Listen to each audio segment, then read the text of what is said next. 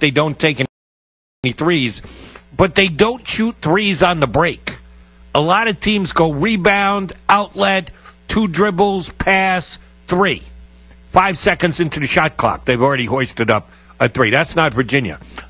They're going to work their offense, half court, certainly pass the ball enough to set up 4 threes, and I think they took 22 threes today. But they beat Duke. They've already beaten North Carolina.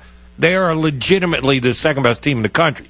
Villanova still sits atop the college rankings, as well they should. But Virginia is right off their flank. To beat North Carolina and Virginia in the same month is pretty damn impressive. They get to 18-1 on the season. Huge win for them today over Duke. And Bagley had a huge game for Duke, but it wasn't enough in the 65-62 Cavalier win. What did Bagley shoot from the field today? I noticed it in the box. 13 of 18 from the field. 14 points, 30 points for Mr. Bagley for Duke, but nice balanced scoring. 4 guys in double digits. Guy with 17, Hall with 14, Jerome with 13, Hunter off the bench with 12, lift the Cavaliers to a victory. So they'll be staying in the number 2 spot in the country. Virginia's being underrated. They're kind of flying under the radar. When you're knocking off North Carolina and Duke, that just shouldn't be the case. So you want to talk some college hoop, we can. That's what came down on the field in action today. Oh, there's a whole bunch of stuff we get into that wasn't necessarily on the field or in action today. In action the other night were LeBron James and Steph Curry. And the way that they handled the NBA All-Star Draft, I think, was fascinating and open for debate and should have been broadcast. And wasn't, but then the 2 participants, the captains of each team, said afterwards, damn, we should have broadcast this, which is going to put pressure on the Players Association, who we are told are the ones that blocked the broadcast this year. That in consulting with players that would be involved, meaning the 12 that were selected, someone then in a draft has to go down in that draft. They drafted the starters on each squad first. Fans, the like, voted in the starters. 5 from the Eastern Conference, 5 from the Western Conference. The 2 captains were going to select from those 8 players to fill out their own starting lineup. And then the reserves were picked by the coaching staffs across the NBA. Again, 7 reserves for the East, 7 reserves for the West. They were selected by conference, but they will play on Team Steph and Team LeBron. And Steph and LeBron had to pick those players in a specific order. And apparently there was enough of a blowback that players didn't want to be seen as the last guy taken or the next to last guy taken. I don't know if it was from the starting players or the reserve players, but there was enough of a sentiment that the players didn't want this to happen, that the Players Association stepped up and said, well, if you guys don't want this to happen, it won't happen. We'll not allow it to happen. They need to get our okay to broadcast it. That's exactly what happened. They missed out on an opportunity because I don't know if you watched the show the other night, the announcement of the All-Star reserves and the draft thereafter. They announced the reserves on Tuesday, then they announced the results of the draft. TNT did with Kenny and Charles and Ernie and Shaq. It was well done. It was a little over the top. Ooh, the All-Star uniforms, the Jumpman All-Star uniforms. So Michael Jordan's brand of Nike was selected to make the All-Star uniforms this year. And they're plain black and white. I don't remember if Team Steph is white and Team LeBron is black or vice versa. Don't remember which way. But they made a big deal about the uniforms. And yeah, they got the Jumpman on them, which that's fine. We've all seen the Jumpman on our Nike sneakers for decades now. The fact that they're on the All-Star uniforms doesn't really move me or motivate me one way or the other. There's nothing fancy or special about the jerseys, but they made a big deal about it. That was first. Maybe they needed time to set up the interview. They had already had it done. It was in the can. Ernie talking to both Steph Curry and LeBron James, and they talked about how they handled the draft and going back and forth, and both of them said It absolutely should have been broadcast. Well, if you want to blame anybody, look at your fellow players. They didn't have faith that you guys would be able to make them feel good enough about picking them last. We know who Team Steph is. We know who Team LeBron is. I want to have some fun. We're going to get the phones open here in hour number one because no guests in our first hour. Second hour, we're going to have a Kentucky Derby guest. I know you said, Jody, wait, the Kentucky Derby isn't for months. Yeah, but there was a big race today. The biggest purse in the history of horse racing today. Want to get our guest's opinion on how the race was won, how impressive the victory by Gunrunner was. And, oh, by the way, Kieran McLaughlin, one of the best trainers in the country, in the world, as a matter of fact, has a horse with a very legitimate Kentucky Derby shot. Kieran's been at it for years, hasn't been able to win the Derby yet. He's won most of the big races in the history of horse racing, but he hasn't won the Derby. I thought it'd be a cool spot to punch Kieran up as we move along on the Derby trail about how you prep, how you get your horse ready, what you have to do to be able to go to the post with a chance to win that first Saturday in May in Kentucky. Kieran McLaughlin's going to join us. A little later, Jake Fisher, NBA reporter for Sports Illustrated, SI Now, will hop aboard. I'll ask him about the handling of the All-Star Draft, which I will get to the question I'm throwing out to you in a second. And then our buddy Russell Baxter from Pro Football Guru will hop aboard talking about, that game they're going to play a week and change from now. 8 days to be exact. I think they're calling it Super Bowl 52. Patriots and Eagles, and I have some specific points and questions I want to bring to you about that. But first things first, on the All-Star Draft, what do you think the order was? Jackie McMullen, ace reporter, Boston Globe for years, ESPN. She said that she was able to learn the order of how the starters were drafted. The 8 players besides LeBron and Steph who will start the game, and what order they were taken in, but she only knew one of the reserves. That the first player taken in reserve, and Steph had the first reserve pick, was his teammate, Klay Thompson. She hasn't been able to procure, or nor has anyone else, the exact order of the reserves. I want you to guess along with me. We know the reserves are for Team LeBron, and they are for Team Steph. We'll have some fun speculating on what order they came down in. We're going to talk about the NBA in general, that even though we're kind of caught up with the All-Star game this week, the Cavs are struggling. The Celtics are struggling. I don't know who's going to. Is Toronto going to be able to just stay the course and end up with the number 1 seed and have home court advantage throughout the playoffs? Is this the year the Raptors actually make an NBA final? Yeah, the Warriors are great in the West, and the Rockets are right off their flank, right there with them. But the East is kind of a jumbled mess. So we'll get into the NBA in general. Super Bowl stuff, we've got plenty to do over the next, count them, 3 hours and change. We do it on the telephone line, 855-2124-CBS. We can do it on Twitter. If you want to tweet the show, you do it at Jody McMahon, JodyMacMan. I'll get all the tweets. I'll read all the tweets. I'll put them in a specific order, and there will be one on top. That will be the Mac Daddy tweet of the day. We like to call it the Daddy Mac tweet of the day. It's the best tweet that we get. So if you've got something, you can get it done in now 280 characters. It's not even a challenge anymore.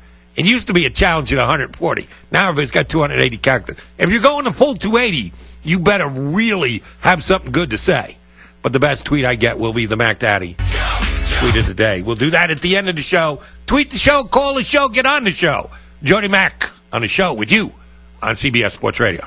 I'm Chris Walls, and I'm a truck driver from Missouri. For 13 hours a night, I sit in my truck and I drive. Out of boredom, I'll stop and eat. If I'm not doing fast food, I guarantee there's a bag of chips open on my dashboard. That was all until Andro 400. I started out 4 months ago, and since taking Andro 400, I have dropped 45 pounds. I'm sleeping better. There's no cravings. I actually don't even think about food. My knee pain went away. I've had some lower back issues, and I've noticed that went away, and I can only contribute that to Andro 400. One thing that Andro 400 said on the radio ad is it attacks belly fat. Well, let me tell you, it did. The second month is where I saw a drastic change in the size of my stomach. I've lost 6 inches. This product really does work. So guys, if you'd like to experience similar results, then get Andro 400. the safe, natural, and inexpensive way to boost your testosterone. Go to andro400.com or call 888-400-0435. 888-400-0435.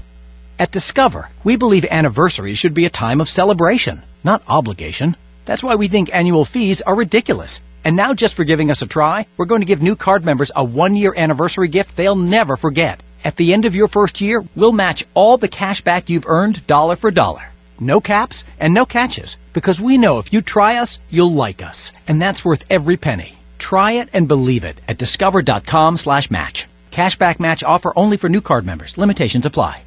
Listen up. These are Vince Wilfork's words of strength. Don't hit if it's possible to avoid hitting. But never hit soft. Theodore Roosevelt. That's beautiful. Independent studies confirm Castrol Edge is 3 times stronger against viscosity breakdown than the other leading motor oils. If Castrol Edge is 3 times stronger than other leading oils, those oils can't actually be leading. Vince Wilfork. It's more than just oil. It's liquid engineering. Waterford Physical Therapy reminds you that you do have a choice as to where to receive your physical therapy. With the latest in rehab techniques and equipment, the right choice is Waterford Physical Therapy. Call 796-3400. Chronic pain? Sports injuries? When you need high-quality physical therapy, count on the pros at Waterford Physical Therapy. They're also Direct Access certified, so you can get up to 30 days therapy without a prescription. The right choice. Waterford Physical Therapy. 796-3400. All the December snow means huge January deals here at Hume's Chrysler Jeep Dodge and Ram. We need the room. We've got over 600 vehicles and 100 must be sold before January 31st. Get huge Hume's discounts to $12,000, 0% on many vehicles, and the very, very lowest lease payments ever. Lease a Jeep Cherokee Limited 4x4 for only $158 a month. That's right, only $158 a month. Hume's has over 80 Ram trucks available, and lease a Ram 1500 Crew Cab 4x4 Bighorn Edition for only $259 a month. Never before and never again will deals be like this. We are your Erie's Choice award-winning dealer, and you can always count on our Hume's 72-year history of proven quality service, including a complimentary service loan. Come see us now before January 31st. We're only 9 miles south, Mill Creek, Mullen, Peach Street, and Waterford. 24-month, 20,000-mile lease. PA tax and plates excluded. Total due $2,900. Includes first month's payment and a security deposit. Includes all factory incentives. Lease loyalty and military based on approved credit. Maximize your health at LECOM Medical Fitness and Wellness Center, where we have programs for all fitness levels. Let certified LECOM fitness specialists improve your body and your lifestyle. The Wellness Center has everything you need in one place. Full service locker rooms, lap and exercise pools, group exercise studios, healthy living cafe, spa, and more. Stop at 5401 Peach Street in Erie or call for our special offers at 814-868-7800. You deserve a smarter, safer fitness experience at the LECOM Fitness and Wellness Center. At the Home Depot, free carpet installation means free carpet installation. And free includes clearing out furniture, ripping out old carpet, hauling it away, even carpeting stairs, with no hidden fees. Free installation on carpet $699 or more means free installation. Only at the Home Depot. More saving, more doing. Valid on carpet priced $1 or more per square foot. Specialty items may be priced separately. I met someone. You hear it a lot from people on Match, because more people have met their someone on Match than any other dating app. Everyone wants to find that meaningful connection, and Match is not only #1 in first, but second dates too. Now here's a free offer for our listeners. Go to Match.com/search for 7 days free. That's 7 days completely free to search, view photos, and connect. This free offer is found at Match.com/search. That's Match.com/search. Match.com/search. 70. Your Super Bowl station is right here. Catch all the action on CBS Sports Radio 96.3 and 1260.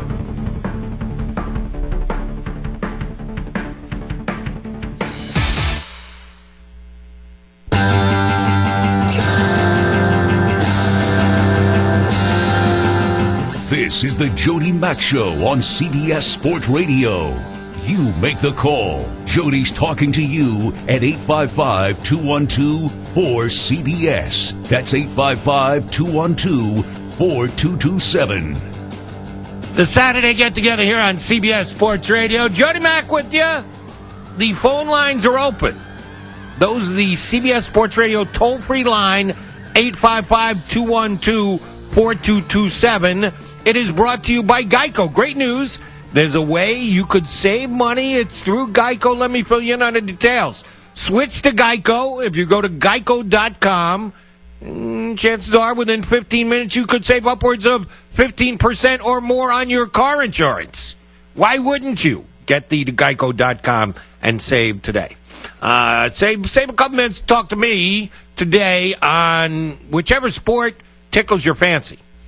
We can surely do NFL, Super Bowl coming up 8 days away. Patriots and Eagles. I will not make a pick on the game today. We've got 8 more days to go. Key individual, Rob Gronkowski, returned to practice today.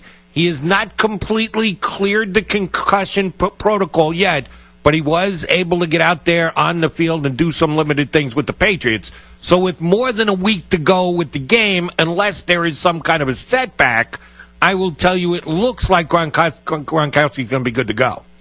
That's kind of big for the Patriots. I know they were able to come back and win coming from behind against the Jaguars last week without Gronkowski on the field in the second half, but he's one of the biggest weapons in all of professional football. So, yes, that would have influence and sway on me in picking the Super Bowl between the Eagles and the Patriots. Because the one thing I will say right now for me, with certain things not locked in stone, I think it's toss-up a football game. I really do. I think the Patriots surely can win, make it 6 out of 8 in the Belichick-Brady era. It's not Eli Manning and Tom Coughlin on the other side of the field. It's Nick Foles and Doug Peterson. So you have to give the Patriots a chance. They are the favorite in the game, although it's a shrinking favoritism. The Eagles are the underdog. Well, they were the underdog against Atlanta in the divisional playoffs. How'd that work out for Atlanta? Not good. They were the underdog against Minnesota in the championship game last week for the NFC. How'd that work out for the Vikings? Really not good, seeing as the Eagles kicked their tails. So the Eagles have been able to play the underdog role and the underdog card very well. Can they do it one more time? Well, they opened up as a 5.5-point underdog. Within 48 hours, the betting public, I don't know if it's all Eagle fans or all just wagering individuals, thought enough of the Eagles to put enough money on them that it was heavy money on the Eagles side. They felt they needed to move the line from 5.5 down to 5. And the money just kept pouring in on the Eagles within the next 24, 48 hours. So they dropped it down to 4.5. The money keeps coming in on the Eagles. In certain Vegas outlets, they've dropped it to 4. Most are holding strong at 4.5, but a couple of them dropped it down to 4. And I'm telling you right now, there's no way they want to drop it to 3.5. They want some Patriot money to come in. That has not been the case yet. The Eagles were the underdog against both the Falcons and the Vikings, 3.5, and it never moved. So the money was balanced coming in. Oh, this time, the money is on the Eagles. The people are believing in the Eagles as the underdog. So it's a wide-open Super Bowl. If you want to talk about it in advance, please do so. The golf stuff with Tiger Woods playing well today, not going to challenge. He's going to have to go out and shoot 6 or 7 under. He's going to have to shoot 65 tomorrow and hope the top of the field just all comes tumbling back down to him. You don't usually make up 20-some-odd slots. I gave you the spot in the, I think he improved from, or he's in the 40s somewhere, from the 60s down to the 40s. He's not going to win. But his return to the PGA Tour is something that you can at least get a little excited by because he's shown the ability to overcome some bad shots. He looks 100% healthy, making his way around the course just fine. And here's my thought on Tiger Woods. Here's how I feel about Tiger Woods in this tournament this week. I have always been a Tiger fan, big Tiger fan. Rooted for him when he was dominating. Thought it was great that he was dominating the game. I root and cheer for excellence, and certainly Tiger Woods was that. He's had his issues off the course in his life, made some mistakes.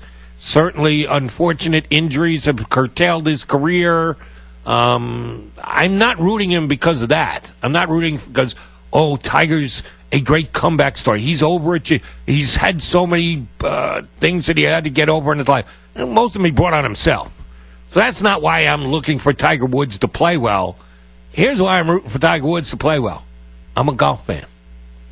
And if Tiger Woods can get back, I don't think there's any chance he ever gets back to the dominant level that he was once at. And not because he's missed all his time in between. It's just 40-plus-year-old guys don't play to that level. The only time you're as dominant as Tiger is when you're in your 20s and maybe bleeding into your 30s. Not in your 40s like Tiger is. So it's highly unlikely. If anybody was ever going to do it, would have been Tiger if he hadn't gotten sidetracked. But he did. So it's not that Tiger can retain that level of play. No, I just want him where he can compete with Dustin Johnson and Rory McIlroy and Jordan Spieth and all the young guns, the Ricky Fowlers of the world, and have an older guy in with those young guys. Because they've all been measured against Tiger, but not Tiger himself. What Tiger used to do, what Tiger was, well, now we actually get to see them play against Tiger. That's just cool. That just makes this year's PGA Tour season that much more interesting. If Tiger wins, he wins. If he doesn't, he doesn't. But if he's in the mix and he's competing, it just makes everything that much cooler. That's why I'm rooting for Tiger Woods to be back. Don't forget about Phil Mickelson, though, in his 40s. In some ways, he's played the best golf of his career in his 40s, in terms of a guy that could compete right against Tiger. What I said was the dominating level that Tiger was at. Right. Phil's never been at that level, ever. The 20s, 30s, 40s, doesn't matter. He never got to the level that Tiger did. And I'm saying I don't think anyone can, in their 40s, play like Tiger did in his 20s. It's never happened. Impossible. And I'm going to say Mother Nature, your physical stature just keeps it from happening. So I don't think there's any chance of Tiger retaining or getting back to the level that he once was. Doesn't need to. Just tell me that he can be in the mix, that he's within 5 strokes going to Sunday at Augusta, at the U.S., at the British, at the PGA. That's all I want. It's him in the mix with a shot on Sundays. If he wins, he wins. If he doesn't, he doesn't. If he takes it down to the 18-hole, we get playoffs. And like, that's great. Don't even need to see him win. I just want him to be in with Dustin and Rory and Justin and Jay. And so do the networks. Watch those ratings soar. CBS, ABC, NBC. Yes, they would say from your lips to the golf god's ears, Jody. Absolutely. So if you want to make some golf in, we can do that too. Hit me up on the telephone lines, 855-2124-CBS. Corey Jeremiah, hang in there. We're starting on the phones when we come back after the latest CBS Sports Update with Darwin Z. CBS Sports Radio. Sports Flash. All right, Jody, the game of the day in college basketball was number 2 Virginia going on the road to face Duke. And then the lay-in, but it's not enough. It's been 23 years in the making, but you can put another check in the box for Tony Bennett and company. The second-ranked Cavaliers have taken down number 4 Duke here at Cameron Indoor Stadium. Dave Cohn, Learfield on the call. The UVA wins it by a final of 65-63. It's the first time since 1995 the Cavaliers win at Cameron Indoor. Kyle Guy led the way with 17 points. NC State goes into Chapel Hill and knocks off the Tar Heels on the road, 95-91 in OT. Alabama upends Oklahoma 80-73. How about this ending between number 24 Rhode Island and Duquesne? Tied at 58. Rhode Island had the ball. Time winding down. So Rhode Island will indeed take that last shot. 8 seconds to go. Jeff's going to make his move. Goes to the right side. Almost slips. Comes back to the left side now. 2 seconds left. To the corner. Shot for 3 by Stan. He got it! He won! Rhode Island takes it. 61-58 on a Stan Robinson jumper. Steve McDonald, Rhode Island Rams Sports Network on the call. URI wins it at the buzzer. Elsewhere, Florida hammered Baylor 81-60. Texas Tech got by South Carolina 70-63. Tennessee crushed Iowa State 68-45. Kansas defeated Texas A&M 79-68. In progress right now, it's Arizona, a 34-29 lead on Utah. 4 minutes till halftime. Just underway, 12 minutes till the half. Cincinnati over Memphis 11-7. And 8 minutes to go till halftime. Auburn all over LSU. 35-16. NBA Grizzlies guard Mike Conley has decided to undergo season-ending surgery on his left heel. He's played in just 12 games this season. One game right now in progress. It's at the half, now in the third quarter. The Thunder over the Pistons, 74-57. 9 minutes left there in the third. Russ Westbrook already with 17 points and 10 assists. An NFL note, Patriots tight end Rob Gronkowski is still in concussion protocol, but he returned to practice today as New England continues preparations for Super Bowl 52 against the Eagles. I'm Darwin Zook. Great guests and expert analysis. We've got Super Bowl 52 covered on CBS Sports Radio. CBS Sports Radio. Your Super Bowl station is right here. Catch all the action on CBS Sports Radio 96.3 and 1260. I'm Jay Farner from Quicken Loans. The rate today on a 30-year fixed-rate mortgage is 4.125%, APR 4.36%. But choosing the right mortgage lender involves so much more than just a rate. Only Quicken Loans has earned 12 J.D. Power Awards. No other lender comes close to that level of client satisfaction. And we invented Rocket Mortgage. It gives our clients a simpler, hassle-free way to get a mortgage completely online in minutes. No one else has anything like it. And our people. Each one of our 17,000-plus team members throughout Detroit, Cleveland, and Phoenix provides absolute client satisfaction each and every day. So why would you go anywhere else to get your mortgage? Go to America's #1 online lender. Call Quicken Loans today at 800-QUICKEN or go to rocketmortgage.com for the best mortgage experience on earth. That's 800-QUICKEN. Call for cost information and conditions. Equal housing lender licensed in all 50 states. NMLSConsumerAccess.org number 3030.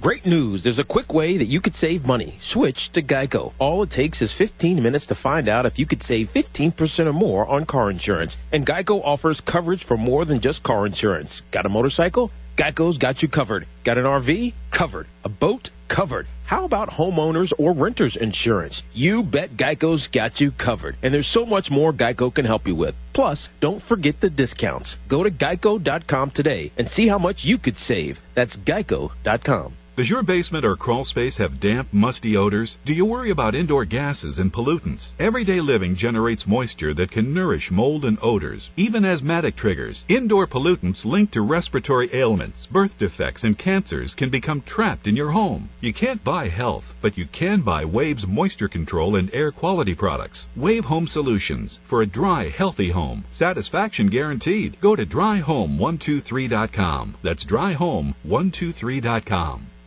Are you paying too much for your Medicare Part D prescriptions? At Walgreens, that's a question you won't have to ask.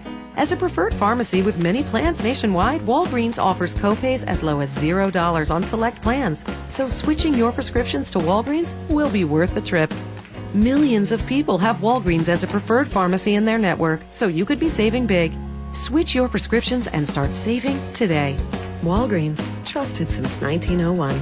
$0 copays apply to Tier 1 generics. All the December snow means huge January deals here at Hume's Chrysler Jeep Dodge and Ram. We need the room. We've got over 600 vehicles and 100 must be sold before January 31st. Get huge Hume's discounts to $12,000. 0% on many vehicles and the very, very lowest lease payments ever. Lease a Jeep Cherokee Limited 4x4 for only $158 a month. That's right, only $158 a month. Hume's has over 80 Ram trucks available and lease a Ram 1500 Crew Cab 4x4 Bighorn Edition for only $259 a month. Never before and never again will deals be like this. We are your Erie's Choice award-winning dealer, and you can always count on our Hume's 72-year history of proven quality service, including a complimentary service loan. Come see us now before January 31st. We're only 9 miles south, Mill Creek, Mullen, Peach Street, and Waterford. 24-month, 20,000-mile lease. PA tax and plates excluded. Total due $2,900. Includes first month's payment and security deposit. Includes all factory incentives, lease loyalty, and military based on approved credit. It's on now. Arthur F. Schultz 26th and Cascade semi-annual sale. Get the season's lowest prices on America's best living room, dining room, and bedroom furnishings and appliances. Take advantage of important semi-annual sale savings. Pay no interest for 4 full years on all home furnishings, and delivery is free. Plus, get a sales tax discount. Arthur F. Schultz has America's largest selection of sofas, love seats, sofa beds, chairs, and recliners from England, Best, and Lazy Boy. All on sale. And spectacular semi-annual sale savings now on GE Monogram, Maytag, Hotpoint, and Amana appliances. You'll find savings to 58% on all Simmons Beauty Rest and Sealy Posturepedic mattresses. Free financing for 4 full years and free delivery, plus a sales tax discount. Store-wide semi-annual sale this weekend. Only at Arthur F. Schultz, 26th and Cascade in the heart of Erie. Don't miss it.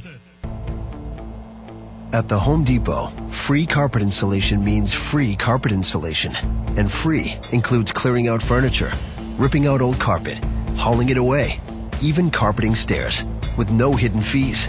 Free installation on carpet $699 or more means free installation. Only at the Home Depot. More saving, more doing. Valid on carpet priced $1 or more per square foot. Specialty items may be priced separately. 70. Your Super Bowl station is right here. Catch all the action on CBS Sports Radio 96.3 and 1260.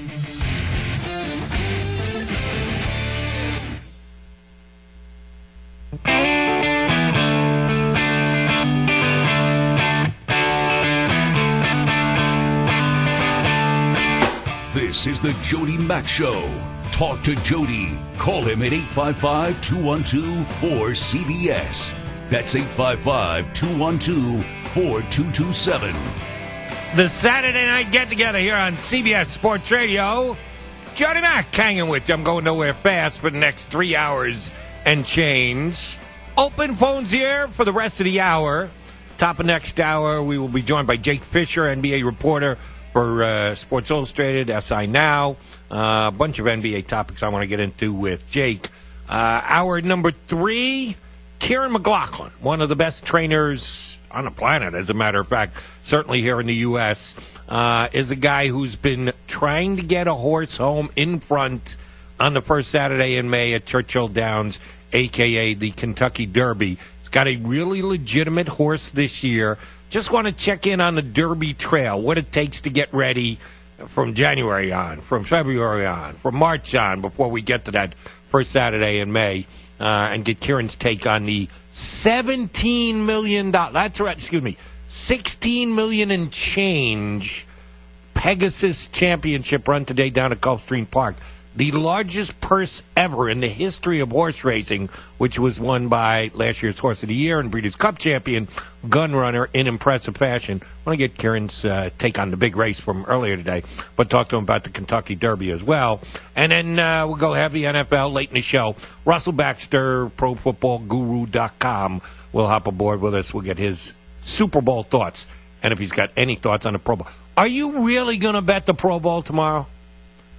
I know some of you degenerates out there, and believe me, it takes one to know one.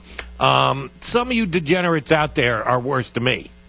If you're betting the Pro Bowl, you just can't get enough. You can't wait another week until the Super Bowl rolls around to either wager on the game and or the number and or any of the hundreds of proposition bets. And somebody sent me a list of about 50 or 60 of them. Some of them are actually interesting and or humorous. If you're going to be doing pigskin wagering, yes, Pro Bowl tomorrow. That's gigantic.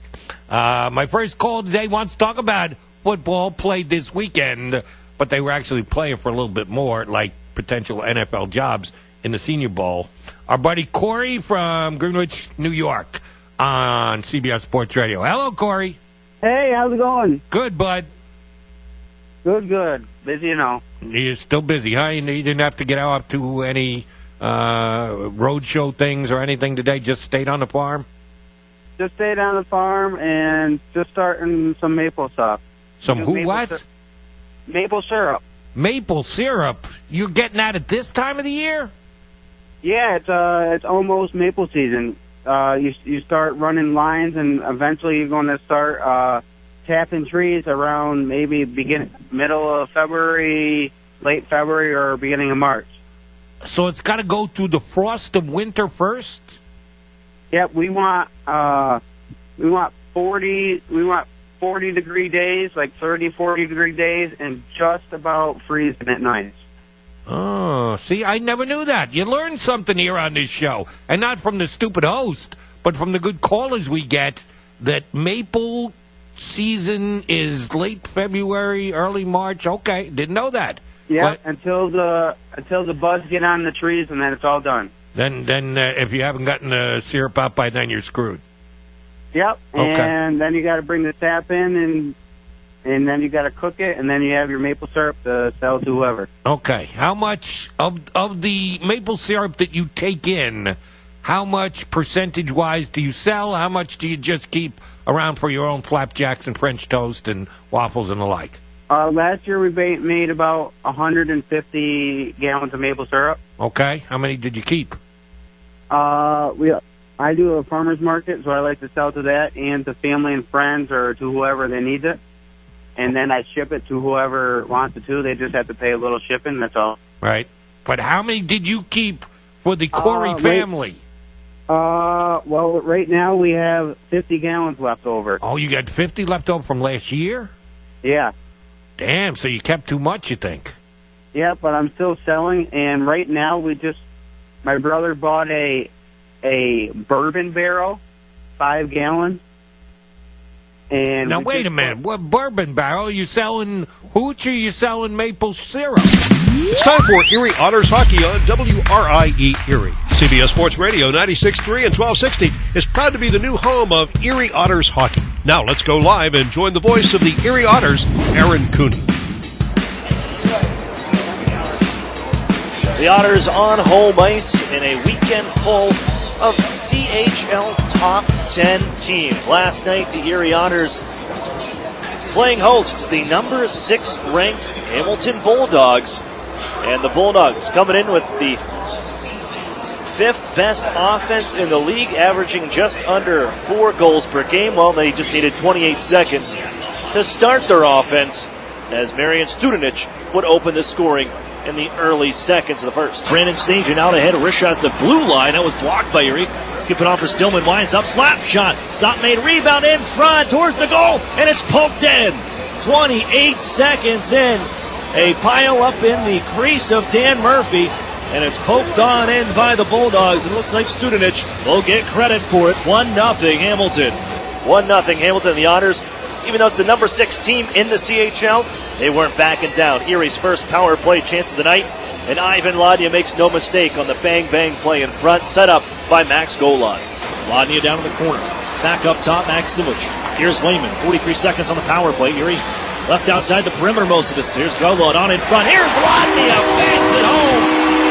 Ivan Ladnia on the play out in front, ties things up at 1. All knotted at 1, and the Otters, well, maybe you're thinking you're heading with the team and the Hamilton Bulldogs into the intermission. All knotted up. Well, Matt Strom and Ryan Moore had other ideas with just 33 seconds left in the first period. And Max Golan in some trouble here, right at his own blue line, taken by the Bulldogs. They look on in front. Here's a shot, and they score. Strom puts it to an area, and Ryan Moore finishes it off with 33 seconds remaining in the first, and the Bulldogs jump ahead 2-1.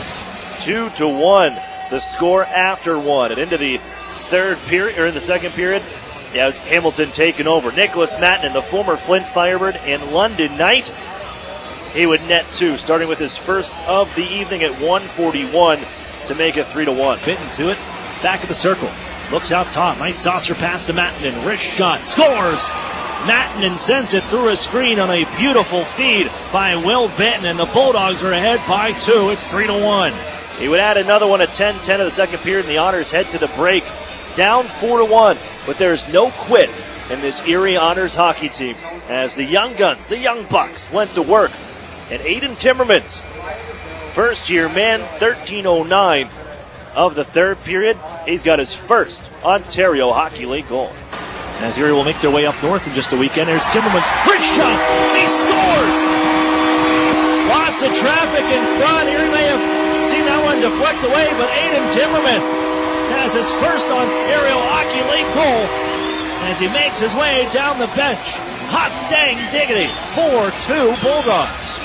The Otters a minute later make things even more interesting in the third period, drawing within 1 as Chad Yetman would finish off the Stefan Patry bouncing puck in front. And just like that, 1-goal hockey game.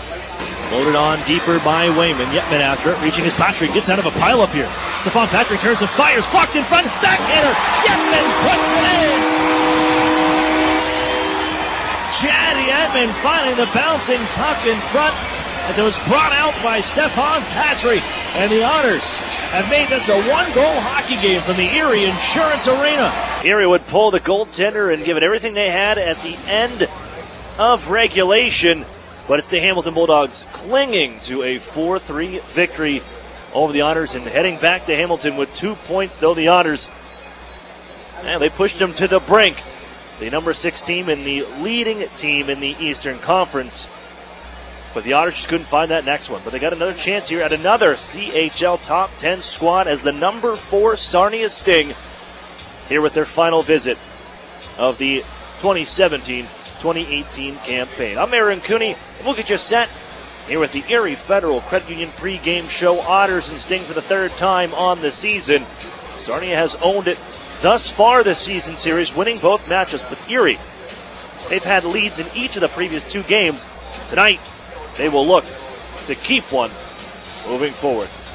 We got more coming up here on the Erie Federal Credit Union pregame show. You're listening to the Erie Otters Radio Network on CBS Sports Radio 96.3 and 1260. The Sheraton and Courtyard Erie Bayfront Hotels are proud sponsors of the Erie Otters. Join them for their pregame and postgame celebration at the award-winning Bayfront Grill or the brand-new Shoreline Grill, located just minutes away from all the action. Let them help you fuel up for the high-energy game with their extensive menus and craft brew selections. You oughter to be dining with the best. The Sheraton Erie Bayfront Grill and Courtyard by Marriott.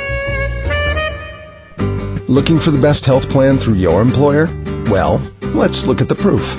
With Highmark, you're covered wherever and whenever at 93% of doctors across the country and in 190 countries across the world. So whether you're going to Minneapolis or Milan, your coverage goes too. Choose the plan with Living Proof. Choose Highmark, Blue Cross Blue Shield. Visit ChooseLivingProof.com. Network coverage varies by plan. Check your member materials for details. Over the years, technology has greatly improved the productivity of the business office. From faxes and copiers to multifunction printers, now we just don't know how to get things done without them. And that means you need a reliable printer copier and a dependable service plan. That's why you should trust Cooper Business Machines. They are Erie's only authorized dealer for sharp document systems. And most importantly, they'll maintain your machine so that it continues to, well, work.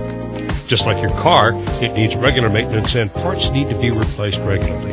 If your copier isn't properly maintained or you're not getting toner in a timely fashion, then you've been reminded of what it's like to work in the dark ages.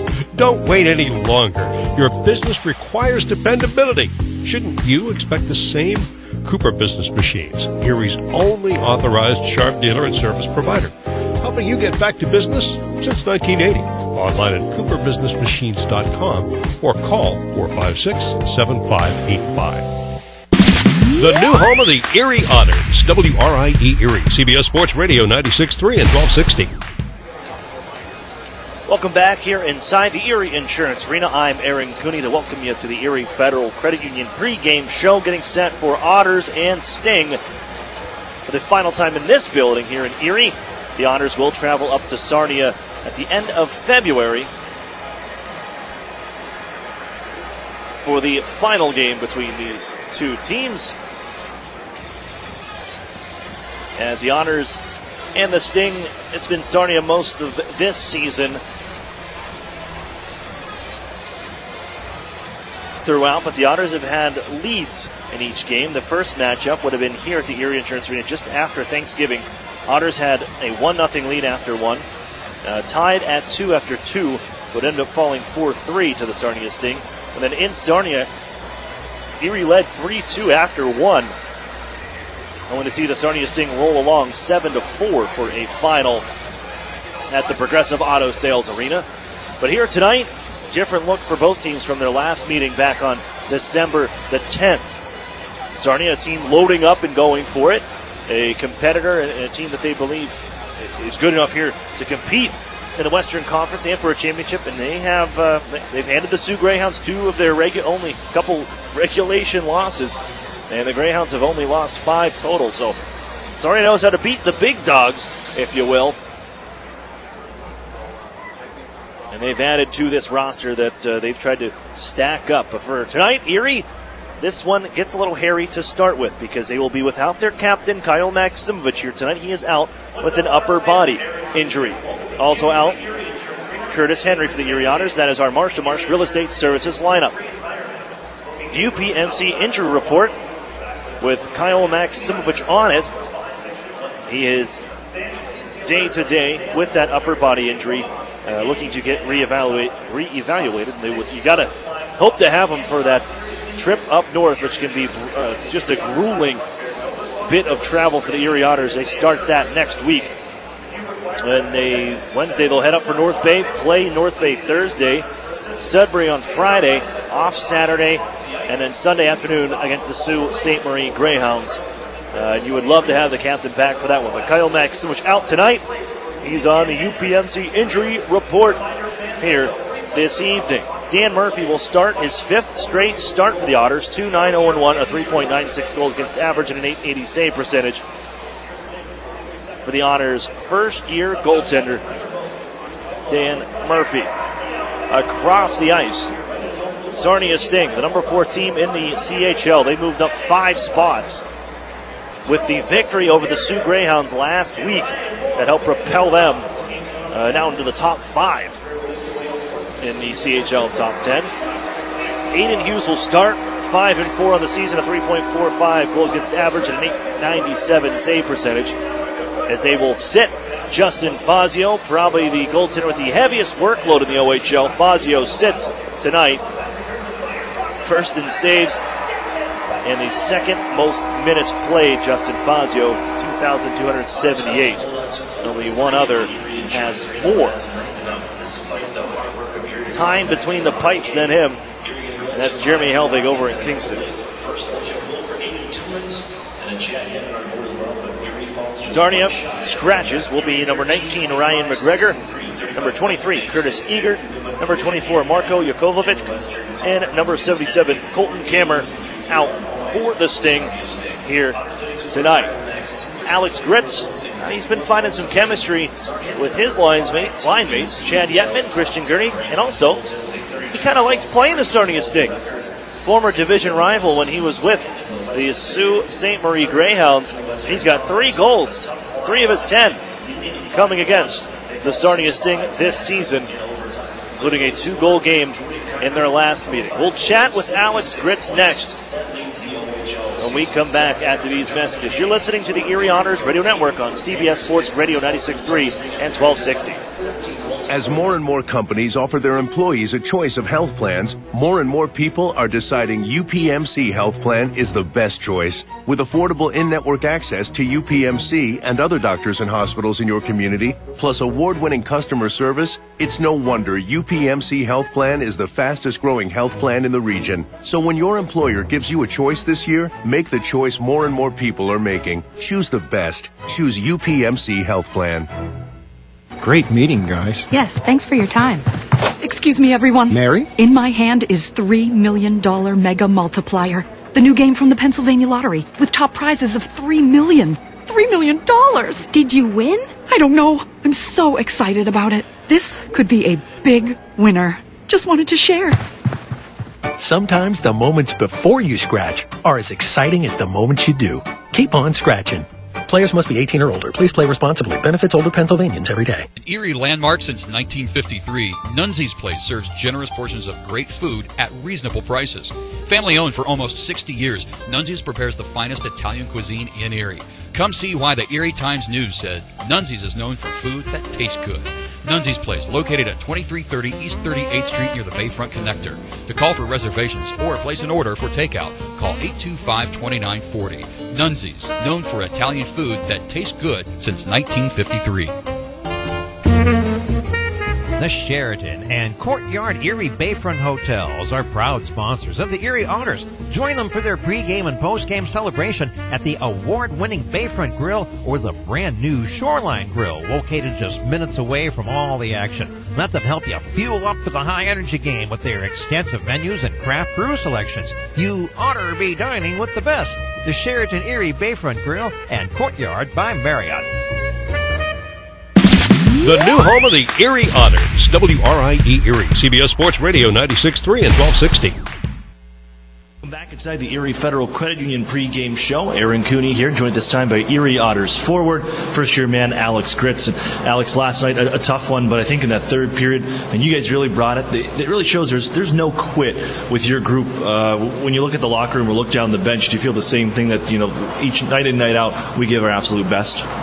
Yeah, I mean, obviously, that team we played last night, Hamilton, they're a very good hockey team. And, I think we showed a lot to battle back and, that we can play with anybody in this league. And, if we really put our minds to it and work hard. Knowing that you guys are one of the younger squads in the league, do you find some of these challenges? I mean, you look at this weekend alone. You mentioned how good Hamilton is at CHL Top 10 team. You got another one here tonight with the Sarnia Sting. For a young group, is this like us against the world at most times? Yeah, I mean, we know we're a young group, but at the same time, we don't think like that. We just go into every game, with the mentality that we can play with anybody, and it's our game to win. So, that's what we're going to try and do tonight against Sarnia. After the game ended, and I know there was that frantic flurry at the end against Hamilton last night, weren't able to get that tying tally, but standing ovation from the crowd. The fans still get up and cheer for you. Did you happen to notice that, or the group notice it, that the fans still right here and supporting you, and know that what's the process here for the Erie Otters moving forward? Yeah, I mean, I think we noticed that. That's really special then to do that. And to realize that, that's a good team over there, and we put up a really good fight, and like I said, though, we can't really think about that. We got to think about going into every game, with the mentality that we can win. Well, you got Sarnia here tonight, and with that mentality to win, what's it take against a team like this? Obviously, haven't seen them since the trade deadline moves that Dave made as well. But to go out there, what needs to be accomplished for the Erie Otters to maybe grab 2 points from a team that's expecting to walk in here and win? Yeah, I mean, we know they're a really talented, fast team, but we're just going to have to play our game. We're going to have to be hard to play against, really good defensively, and, create chances offensively, and, try and get 2 points tonight. You've been a part of that here against Sarnia this season, 3 goals against them. What is it about these guys, and what is it against the old division rival for you, being part of the Sault Ste. Marie Greyhounds? You've been successful with the Erie Otters this time around. Yeah, I don't know what it is, but hopefully I can keep that streak going tonight, get a few more. For you guys, and it's with the young group, but we're starting to see the chemistry starting to build a lot too. I mean, the group that you've been playing with, Chad Yetman has been out there with you guys, Christian Gurney. What has made you guys hard to play against, despite maybe the smaller stature compared to some of the other guys on the ice? Yeah, I mean, like you said, we're not the biggest guys out there, but we try and play our hardest every shift. Play our hearts out, and we want to be hard to play against. We want to be strong. We want to be, we want to make a difference out there. So, I think. We play with a lot of passion, and that's leads to success. All right, thanks, this Alex, and have fun here tonight against Sarnia. Yeah, thanks, Cooney. That's Alex Gritz of the Erie Otters. Face Off is next. You're listening to the Erie Otters Radio Network on CBS Sports Radio 96.3 and 1260. Looking for the best health plan through your employer? Well, let's look at the proof. With Highmark, you're covered wherever and whenever at 93% of doctors across the country and in 190 countries across the world. So whether you're going to Minneapolis or Milan, your coverage goes too. Choose the plan with Living Proof. Choose Highmark, Blue Cross Blue Shield. Visit chooselivingproof.com. Network coverage varies by plan. Check your member materials for details. Listen to this. Do you hear that? That's the sound of all the people clicking on your website right now. That's right, crickets. Get a website worth clicking about. Call or text Epic Web Studios at 814-746-6987 and turn silence into this.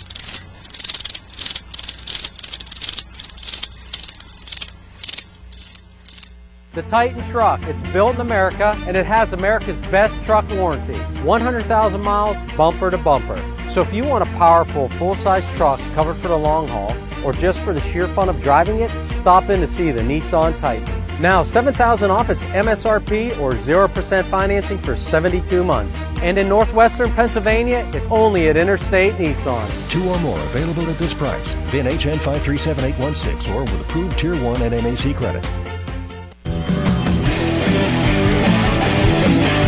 The 2017 Ontario Hockey League champion Erie Otters are back, and you can catch all the action at the Erie Insurance Arena. The Otters are home Friday, January 26th against the Hamilton Bulldogs, and Saturday, January 27th against the Sarnia Sting. Tickets are available at the Erie Insurance Arena box office, online at erieevents.com, or by calling 814-452-4857. And be sure to take advantage of the Erie News Now Super Saver sections with $12 tickets for all ages.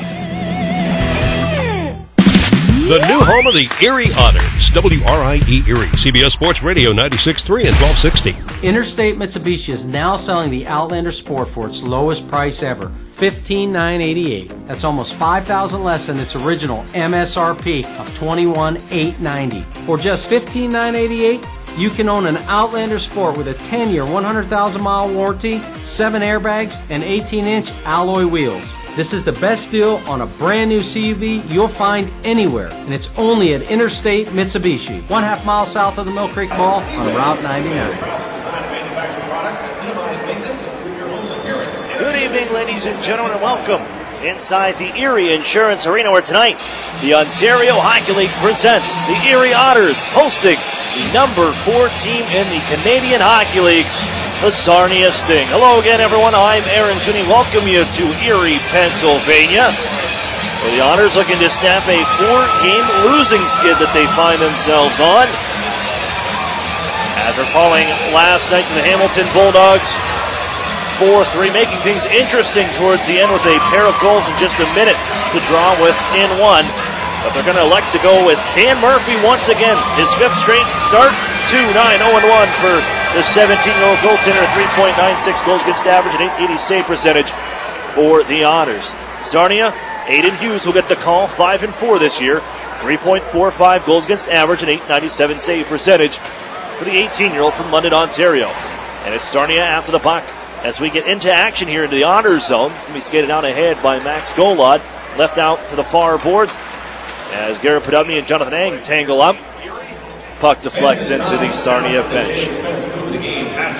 Now the Otters, without Kyle Maximovich here tonight, their captain is out with a upper body injury, considered day-to-day, being re-evaluated. Injury sustained last night, played throughout the game against the Hamilton Bulldogs, but not good to go here this evening. Another scratch for the Erie Otters is Curtis Henry. For the Sarnia Sting, scratch Ryan McGregor, Curtis Egert, Marko Jukovic, and number 77, Colton Gammer. Now to neutral ice. Swung back towards the Sting bench.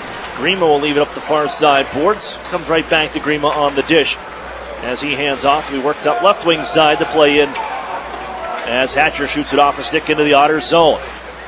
As the Otters played up the far wall, going to be poked away here, and Troy Lajeunesse, the former Sting, down left wing side, fires one towards the goal, sticked on towards the corner on the first save here for Aiden Hughes.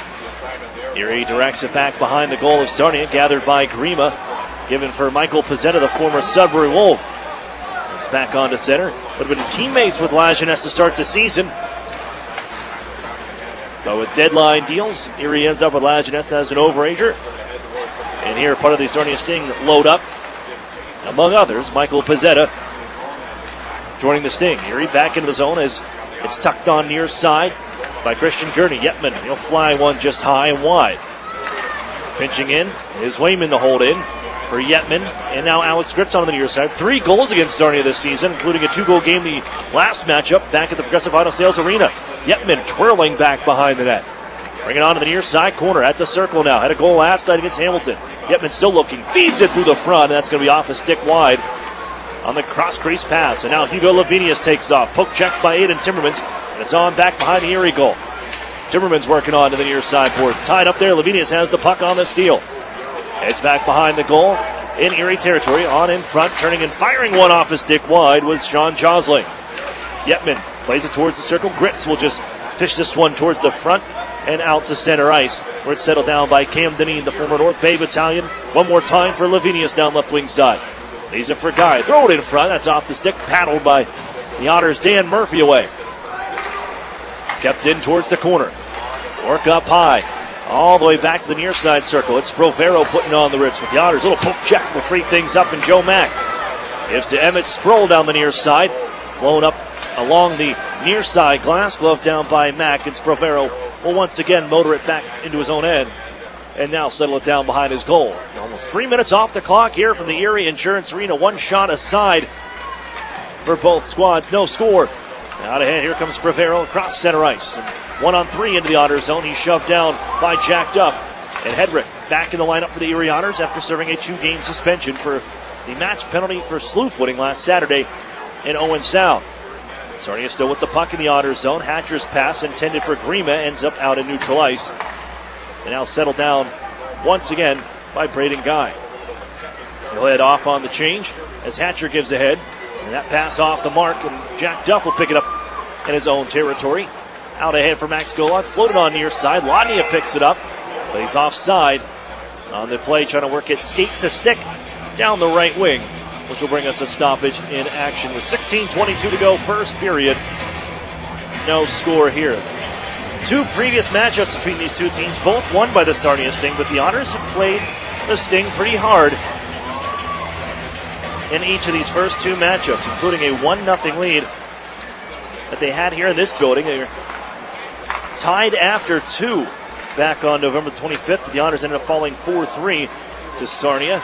And the Otters up in Sarnia at the Progressive Auto Sales Arena got out to a 3-2 lead the first period, ended up losing the end result 7-4. But the young squad for the Otters, average age of 17.7. Working on towards Ivan Lodney, one of the veterans with this squad. He'll dish back to the overager, Owen Hedrick, in his own corner. Jammed up the far side, and Max Golod takes over. He'll go for a skate back towards his own end. And he lines in behind his own goal, gives out ahead, jammed on forward.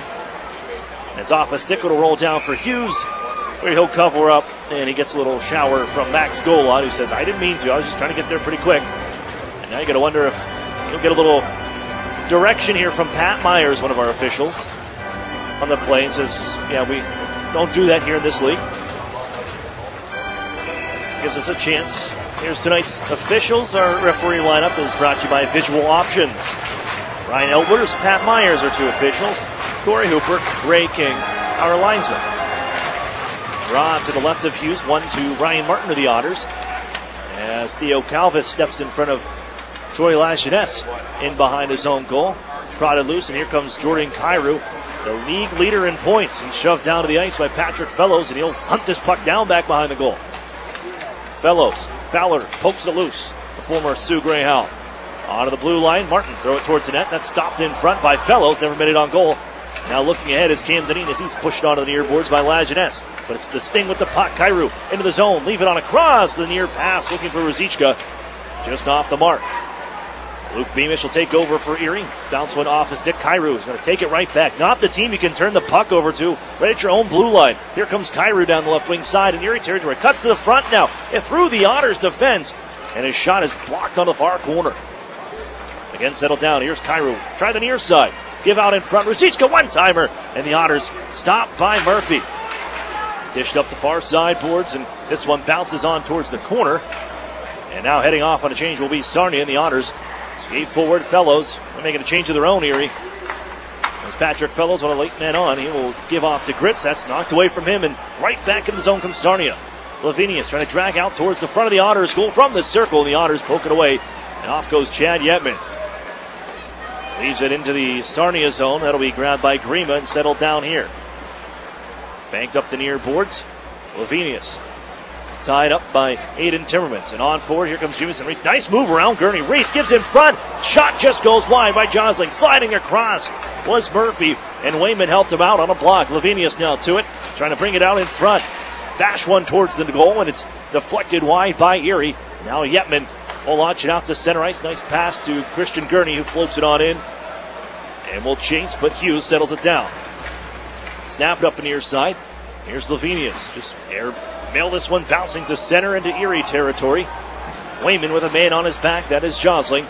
Well, Wayman evades him. Snaps it to center. Mack will move it on ahead. Here's Emmett Sproul with a bit of speed here. Walks in. Wrister just off the mark. Left-hand side. Mack holds in. Dishes down to the near side corner. Emmett Sproul reaches. Has it there. Comes up high. Poke checked on the reach by Jordan Ernst. And then skating on ahead. Here comes Sarnia with Provero to Ernst. Left wing side into the Otter zone. Wrister hit his own man. Trying to tuck it out towards the front. Erie will knock that one away. Ernst got it back and sends it right off the paddle of goaltender Murphy. Behind the goal again. Tuck it out in front. Slowed down. Murphy will cover it up with Braden Guy out in front. Just over 7 minutes off the clock here in the first period. No score between the Otters and the Sting. Shots 3-1 in favor of Sarnia.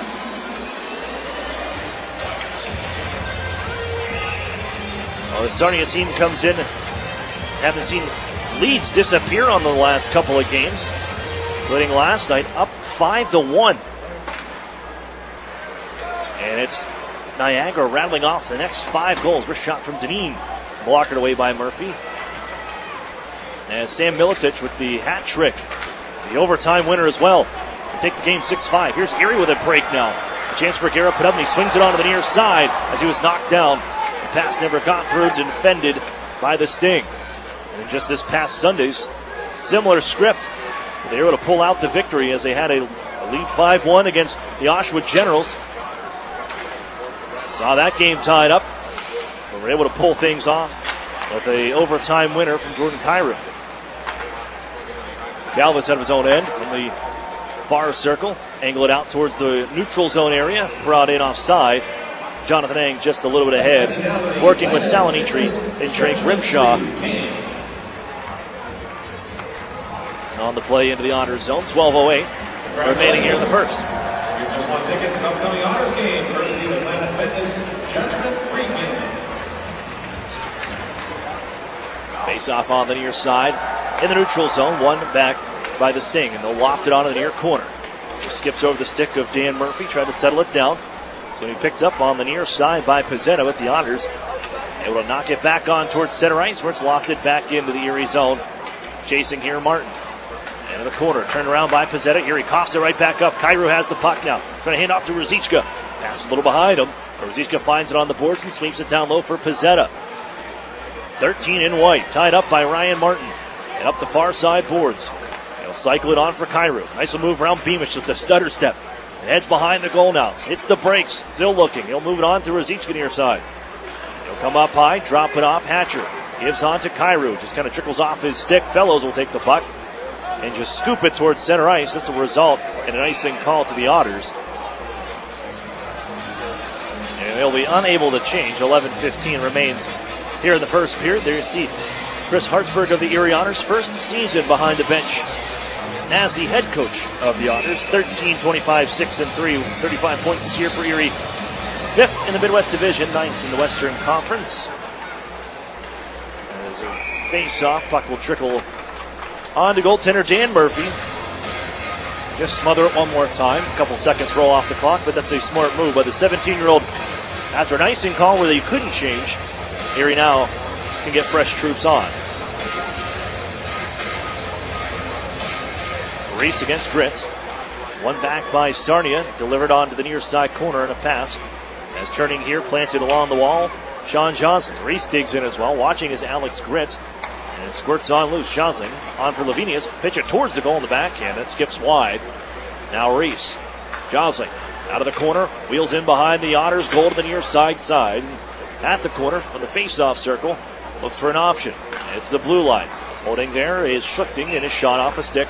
Out of play. With another stoppage and another face-off inside Erie territory as the Sting kind of swarming here in the Otters zone. Not much to show for it. Erie has coughed it up a few times almost midway through this first period. Been able to recover, which is a good move, but you keep playing with fire here at the Sting and you keep coughing the puck up like that in your own end. It's going to come back to get you. Braden Guy will take this one. As the Otters win it back, rip it off the glass, bounce it out to center ice, and worked on for Stefan Patrick. Turned around by Guy. It's back onto center ice. Erie will take this one. And lifted on in by Joe Mack. Hughes will deliver it on for his defense. So they try to work up the far side board. It's going to be stolen away here by him. And Stroll curl it in front for Mack. Turning and looking to get a shot away. Never could. Comes out to Wayman. His blast. Trickles on goal. Kicked out on the deflection by Hughes. And then launched out to center ice. Off a glove and settled by Wayman one more time. Turned on for Stefan Patrick. Shoot it on in and chase after it. Down the near side corner. He'll battle against Cam Deneen. Joel Mack watching as well. Deneen. He'll get a little bit of space here and twist back behind his own goal. Watching his Patry. He'll work it to Calvis on the near side. And out on ahead. Rivero able to keep his footing as he drags it into the honor zone. It's the brakes on the half wall. Takes a stick up high. Here he's going to be shorthanded. Hedrick got the twig up. And the first power play of the game will go to the Sarnia Sting. 9:41 to play in the first. No score here from the Erie Insurance Arena. Power play coming up for the Sting.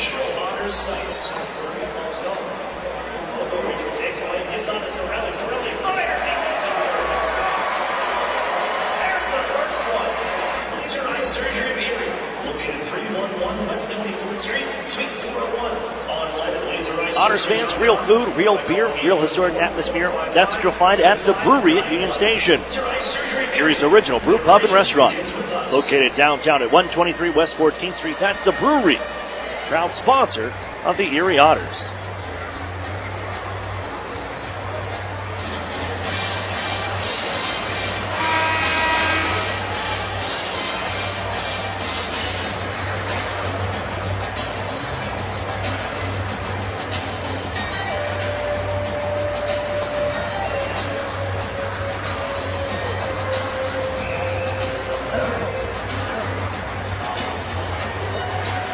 Draws to the right of Dan Murphy. Just a 2-minute minor penalty. High sticking to Owen Hedrick. Settled on the far side as the Otters. Nice little poke check move by Chad Yetman. He'll move it on ahead for Ivan Lodney now. Left wing side back to Yetman, and he couldn't get control of it. Settled on the near side wall in Sarnia territory. Worked ahead for Jordan Kairu. Tied for the league in power play points. He's got 28. Holds now. Try to send it to the front. Intercepted by Lodnia. He'll bounce it down the ice. Second-ranked power play unit in the league at 25.7%. Here comes Cam Deneen. Smoothly skating out towards center ice. Little drop pass, finds rim shot, and some speed down the right wing side. In comes Sarnia. A hand off. Look out, cut on the near side as Ruzicka's shot stopped by Murphy. And he'll gobble up the rebound as well.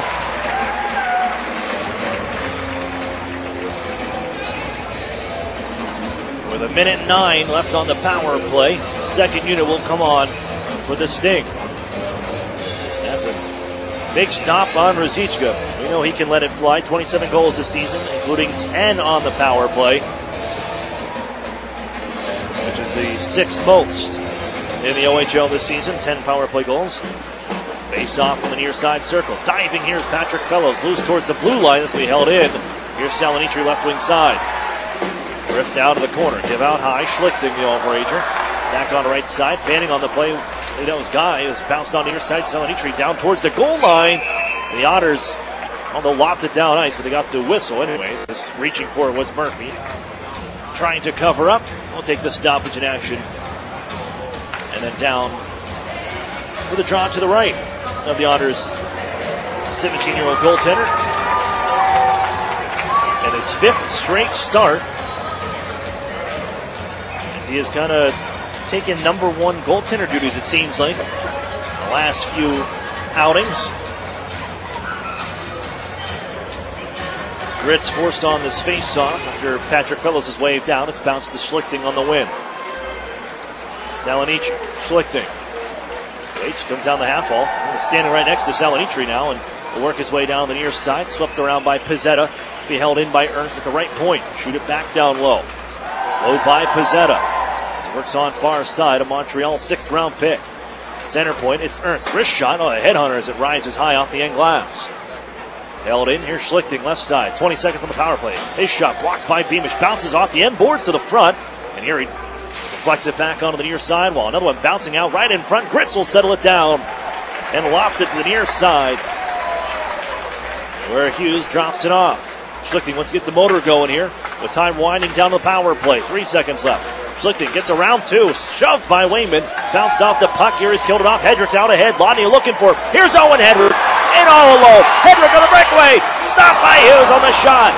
Holds on. Gives out. Wayman with the wrister. Another save as Hughes sprawls out to pounce on the puck to his right.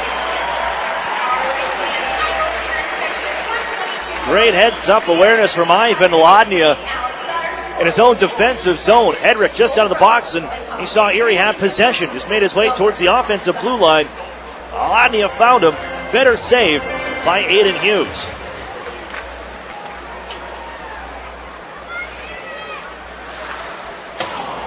Slap shot sails wide inside Sarnia territory. Golod after to the near side. It's bounced back towards Hughes. He'll pick that one out of the air. And the face-off will be to his right. 7:14 remains here in the first period. Still no score. Otters and Sting, third time this season. And they'll meet one more time at the Progressive Auto Sales Arena, end of February. Tossed on to the far corner as Hatcher works his way on a poke behind the goal. Greenman and jammed up the far boards and into the... Dave's line was played with a high stick, my apologies, but right in front of that Sarnia bench.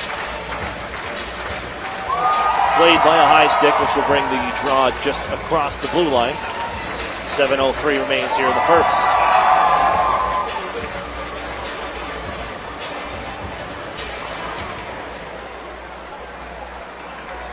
Galvis holds on after face-off win. Deneen right back D to D. Again, Deneen to center ice. Launch it on in to be slowed down by Murphy. Delivers it there for Jack Duff. Up the right wing side. Erie out ahead. Trying to find Fowler. Trying to split between the D. Oh, great reach from Calvis to knock it loose. Erie bounces it back out towards the front. Lajeunesse. Out to the blue line. One time. Hedrick. Glove save by Hughes on the slapper from the blue line.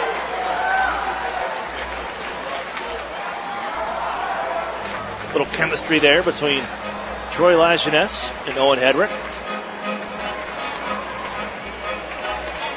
Familiarity playing with some youth hockey together in Northern Ontario.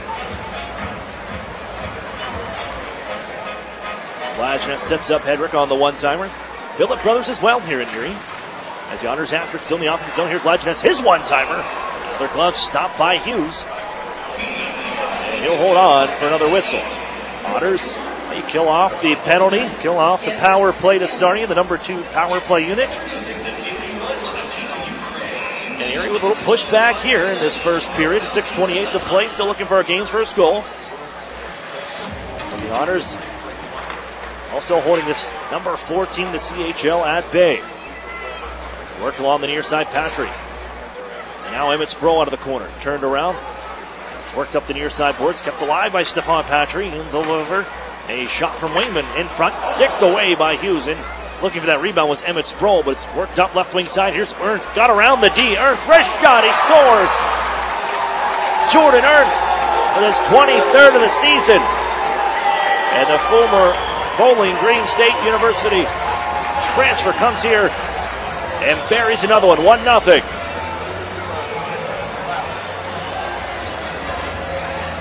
And the Sting fan club loves that one down to our left.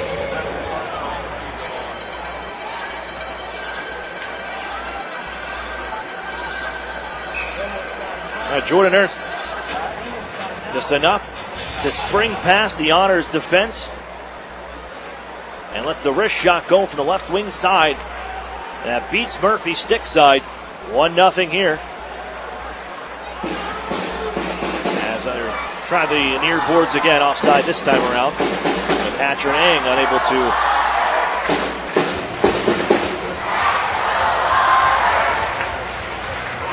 connect on that delivery. But Ernst has the first one, and it's 1-0 Sarnia here with 5:46 to play. And back behind the net, worked up far side boards, intercepted by Garrett Podubny. He'll let a shot fly off a stick as Greenmuth deflects it behind his own net. Erie puts it back in deeper to the corner. Hatcher for Greenmuth, taken away. Wadney had it for a second, but Rimshaw will settle it down. Now from the right wing side to shoot it to open ice. Grabbed by Anthony Salinitri. Now right wing side, Rimshaw with it. Now they got Ang out in front. Rimshaw in front, looking for Ang, just out of his reach. Ang has it now, the former Peterborough Pete. Gives on for Salinitri. Little move to create some space for himself. We'll find Ang one more time at the near side, Tom. Working up the near side boards. Drop pass to Hatcher. Walks in, wrist shot. Shoulder save made. Back to the front of net. And it's going to be stopped by Dan Murphy on the deflection by Rimshaw out in front.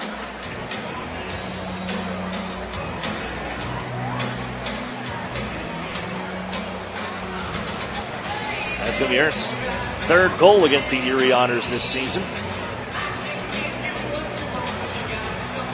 And it seems like he always finds his way on the score sheet against the Otters.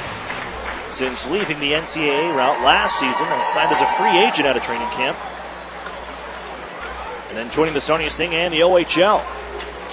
Worked on far side. Here's Lavinius dragging it out to the middle of the ice, and his shot goes off a couple sticks, pops to the near corner of the Otters zone. Aiden Terwins bounce it on ahead. Glove down by Alex Gritz. A little room out to center ice, but it's chopped off his stick by Josling. It'll be settled here by the Sting back in their own end.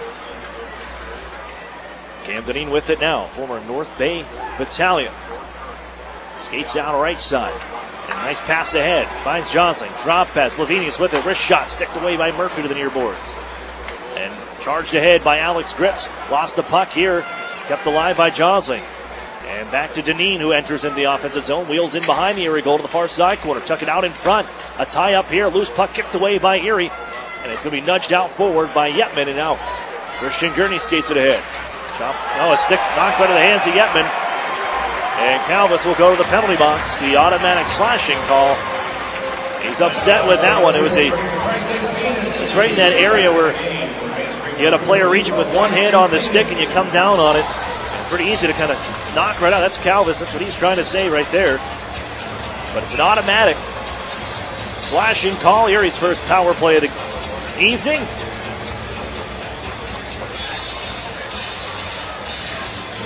And Garrett Podubny will step onto this power play unit to replace Kyle Maxwell. Here's Hedrick. Winds up. Blast a shot. It's blocked away by Aiden Hughes.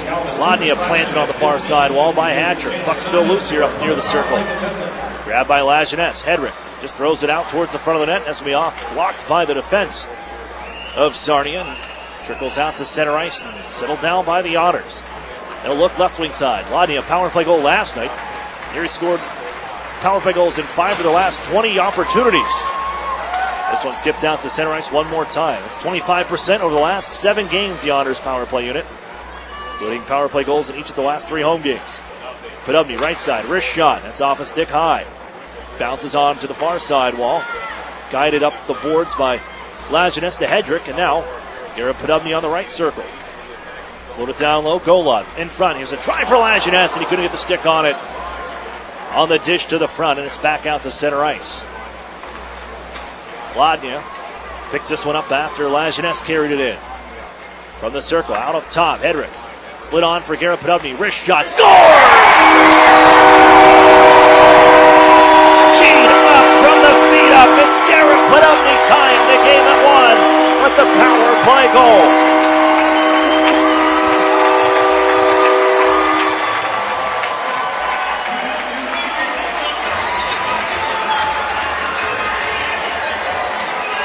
Oh, the Otters.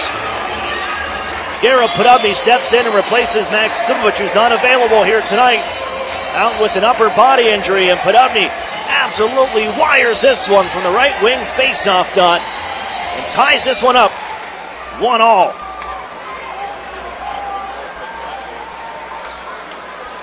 Podubny's 12th of the season. Stefan Patry looking for more. He'll chip it down the right wing side. Battles with Schlichting. Trickles loose for Patrick Fellows now.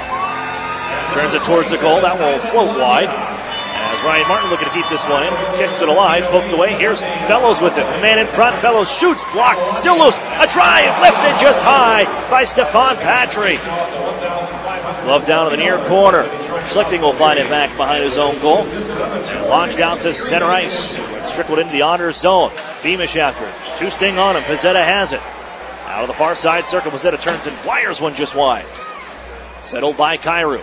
Now to high along the blue line. Puts on the Ritz here. 2 Otters kind of pinch him down, but he's got it right back in front of the net here. Down to his knees. Gets a shot away. Stopped by Murphy. And it settled down. He flicked out towards center ice. Glove there by Ruzicka. And right back into the zone they come. Here's Kyrou. Bounce it onto the front. And Erie will grab that one. Gritz with Gurney out to center ice. This one chipped, glove down, Gurney into the zone. He comes, nice little move. Trying to lean in here on Cam Deneen. As Gritz follows up, loose puck to the corner. Moved on ahead by Calvis, but not out. Yetman had it for a second. Salonici will take over. It's left out at neutral ice. And the Otters, here's Gurney. Quickly for Yetman.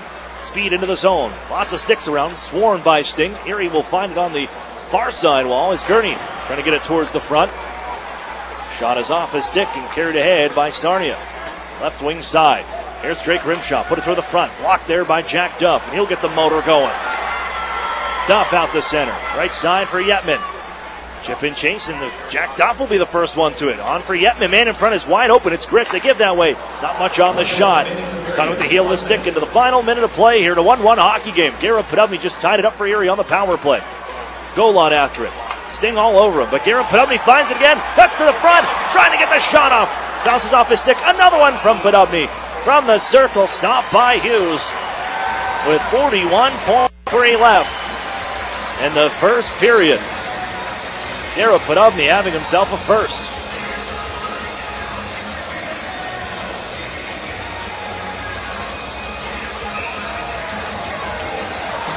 Out to the right of Aiden Hughes. Pulled back here by Sarnia. Swept up the near side for Lavinius. And he'll just ramp it out towards center. Ryan Martin. Flag it on down. On the near corner, drop it off for his partner Beamish. It's found by Lavinius. Centering pass, cut off by the Otters, and Max Golod charges towards center ice. Slowed by Lodnia. Tipped around. Still loose at the face-off dot, and Podubny get it on towards his own. Broken stick here for Grima as the Otters try to take advantage of it now.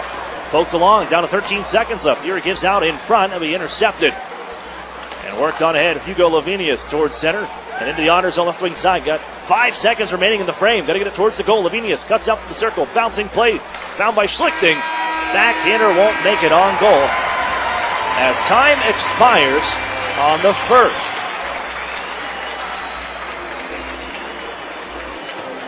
Well, Jordan Ernst rips one from the left wing side to open the scoring for the Sting. But the Otters answer back with a power play goal.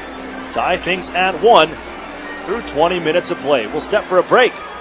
When we come back, we'll chat with head coach Chris Hartsburg right after this. You're listening to the Erie Otters Radio Network on CBS Sports Radio 96.3 and 1260. At Tim Hortons, we've got something new. Because we know change is exciting.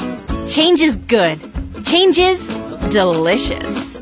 Try our new hash brown sticks. Golden and crispy, they're perfect for dipping and sharing. Pair them with our new Western Omelet Breakfast Sandwich. Get both for just $3.49. Only at Tim Hortons. At participating U.S. restaurants for a limited time. Offer valid with biscuit, English muffin, and classic bagel breakfast sandwiches with protein, Western omelet, and cheese. Interstate Mitsubishi is now selling the Outlander Sport for its lowest price ever, $15,988. That's almost $5,000 less than its original MSRP of $21,890. For just $15,988, you can own an Outlander Sport with a 10-year, 100,000-mile warranty, 7 airbags, and 18-inch alloy wheels. This is the best deal on a brand new CUV you'll find anywhere, and it's only at Interstate Mitsubishi, 1/2 mile south of the Mill Creek Mall on Route 99. Looking for the best health plan through your employer? Well, let's look at the proof. With Highmark, you're covered wherever and whenever at 93% of doctors across the country and in 190 countries across the world. So whether you're going to Minneapolis or Milan, your coverage goes too. Choose the plan with Living Proof. Choose Highmark, Blue Cross Blue Shield. Visit ChooseLivingProof.com. Network coverage varies by plan. Check your member materials for details. The 2017 Ontario Hockey League champion Erie Otters are back, and you can catch all the action at the Erie Insurance Arena. The Otters are home Friday, January 26th against the Hamilton Bulldogs, and Saturday, January 27th against the Sarnia Sting. Tickets are available at the Erie Insurance Arena box office, online at erieevents.com, or by calling 814-452-4857. And be sure to take advantage of the Erie News Now Super Saver sections with $12 tickets for all ages. The new home of the Erie Otters, WRIE Erie, CBS Sports Radio 96.3 and 1260. Welcome back inside the UPMC Intermission Report. Aaron Cooney here, joined at this time by Erie Otters head coach Chris Hartsburg. And Chris, I know a few losses here over the week, and even the loss in Owen Sound, the loss in Kitchener, but against the Hamilton Bulldogs here just last night, it seemed like this team was always just within striking distance and just couldn't get that next one. But a hard-fought battle against the number 6 team in the CHL that maybe had them thinking a bit towards the end that here come the Erie Otters right back against us. Well, no question. I thought, I thought our first period was good. I mean, the shot count was a little off, but I think the thing that hurt us maybe a little bit was a couple soft goals, ones that Murph probably want back. But overall, I thought our effort was really good. Defensively, I thought we did a lot of really good things. And certainly, even being down 3 goals to that group, we didn't feel like we were out of it. We had some opportunities we just missed, and we finally got rewarded for it there with 2 goals back to back, and then kind of had a big push there at the end. But very happy with the way our kids competed throughout the night. Without Owen Hedrick the last couple of games, and clearly a young decor that's been out there, and you like what you saw defensively from your group. What has it been? How have you seen this the decor kind of grow over the last couple of weeks, or even since the beginning of the season? That when you have those young guys in there, they're going to get out there and perform to the capacity they're capable of, and that's what you expect night in, night out. Yeah, obviously there's going to be growing pains throughout this process as far as how many regular shifts are taken. Guys that are probably playing more than what they should be at this point. But, it's all, their hands in stride. I think we're seeing kids a little bit more confident looking more confident in certain situations. But, it's all, for us in the end game, it's just going to benefit us as we move towards the end of the season and into next year. But, it's been fun to see these kids really, grow in front of our eyes. And with that, I want to ask you too about Josh Wayman. I know he comes in here. I'm sure there was expectations probably high from himself as well after being around the team for the last 2 seasons, in and out of the lineup, and then here a full-time guy this year around. But a chance to run the power play, kind of be a number 1 guy for the group. What does that do for his confidence moving forward and being a part of this group? Partly the veteran looking for the next couple of seasons. You know what? I think Wayner's obviously he's played our most games in the league back there, and really 20, 40, and then over 40 again this year. For a young kid, that's tough to handle at times. But Josh is at his best when he's really playing a simple, quick puck movement game. I think defensively he's shown some big strides over the course of the year as far as being more engaged in his battles and being tougher to play against in the boards and on the boards and all those things. But Wayner's, as long as he's playing within himself, he does a lot of good things. And for like all these players, it's as soon as they try to do too much and try to play outside of what they are, they tend to run into trouble. But Josh has certainly had more good than bad moments this year, and he's just got to continue to grow off those. One of the newest additions that I've seen to the locker room has been the captain's hat that I've seen. Ended up on my seat on the bus in the one road trip, and I wasn't sure what it was. I ended up putting it upstairs. But what is the addition? What is the hat that I'm assuming is passed out to players after the game? Yeah, we're building off the motto in the town of Erie, "Don't give up the ship," and just ties in with that story of how they defeated the British Navy here in Lake Erie. And I think, for us, we've been handing it out win or lose, and, I think we're trying to establish, give it to guys that, have shown the courage and fortitude throughout the course of a game that, that leads to playing good hockey. And, obviously we're not getting rewarded with the wins as much as this team has in the past. So I think it's important for us to really reward effort and reward good things over the course of the game, little things that come into play, block shots, big hits, getting pucks out, little things over the course of the game that really add up. And that's kind of been what we're trying to get into here a little bit with this hat. And another tough one here tonight with the Sarnia Sting coming in number 4 in the CHL. You go from 6th last night to 4 here. And clearly a team, after losing a 5 or a 4-goal lead last night and falling in overtime, you got to think they'll be champing at the bit to get at the Erie Otters. How does your team prepare and ready themselves for what's coming their way from the Sarnia Sting? Again, I think it's just going to come down to us kind of trying to replicate what we did last night, and that's kind of been our trouble here to this point, being a young team and finding that consistency back-to-back games. So obviously the keys for us tonight aren't allowing them short ice. We don't want to turn pucks over in the neutral zone at the blue lines. We want to force them to have to work the length of the rink, especially with their talent up front, and forcing their group to defend more than they want to. So if we can do a good job of managing pucks and really controlling the game when we don't have it and, protect in the middle of the ice, and we should have some success here tonight. All right, thanks, as coach, and good luck here against Sarnia. Yeah, thanks, sir. That's Chris Hartsburg of the Erie Otters. More hockey coming up. You're listening to the Erie Otters Radio Network on CBS Sports Radio 96.3 and 1260. Hello, I'm Greg Luke, President and CEO of Family Services of NWPA. January is National Mentoring Month, and to celebrate, we will be sharing stories during the game about the impact Big Brothers Big Sisters is having in our community. Together, changing a child's life is easier than you think. If you enjoy catching a movie or shooting hoops, then Big Brothers Big Sisters is perfect for you. There are more than 150 kids in Erie County waiting to be matched with a big brother or big sister. Visit our table in the concourse to learn more and get involved. Great meeting, guys. Yes, thanks for your time. Excuse me, everyone. Mary? In my hand is $3 million Mega Multiplier, the new game from the Pennsylvania Lottery, with top prizes of $3 million. $3 million! Did you win? I don't know. I'm so excited about it. This could be a big winner. Just wanted to share. Sometimes the moments before you scratch are as exciting as the moments you do. Keep on scratching. Players must be 18 or older. Please play responsibly. Benefits older Pennsylvanians every day. Over the years, technology has greatly improved the productivity of the business office. From faxes and copiers to multifunction printers, now we just don't know how to get things done without them. And that means you need a reliable printer, copier, and a dependable service plan. That's why you should trust Cooper Business Machines. They are Erie's only authorized dealer for sharp document systems. And most importantly, they'll maintain your machine so that it continues to, work. Just like your car, it needs regular maintenance and parts need to be replaced regularly. If your copier isn't properly maintained or you're not getting toner in a timely fashion, then you've been reminded of what it's like to work in the dark ages. Don't wait any longer. Your business requires dependability. Shouldn't you expect the same?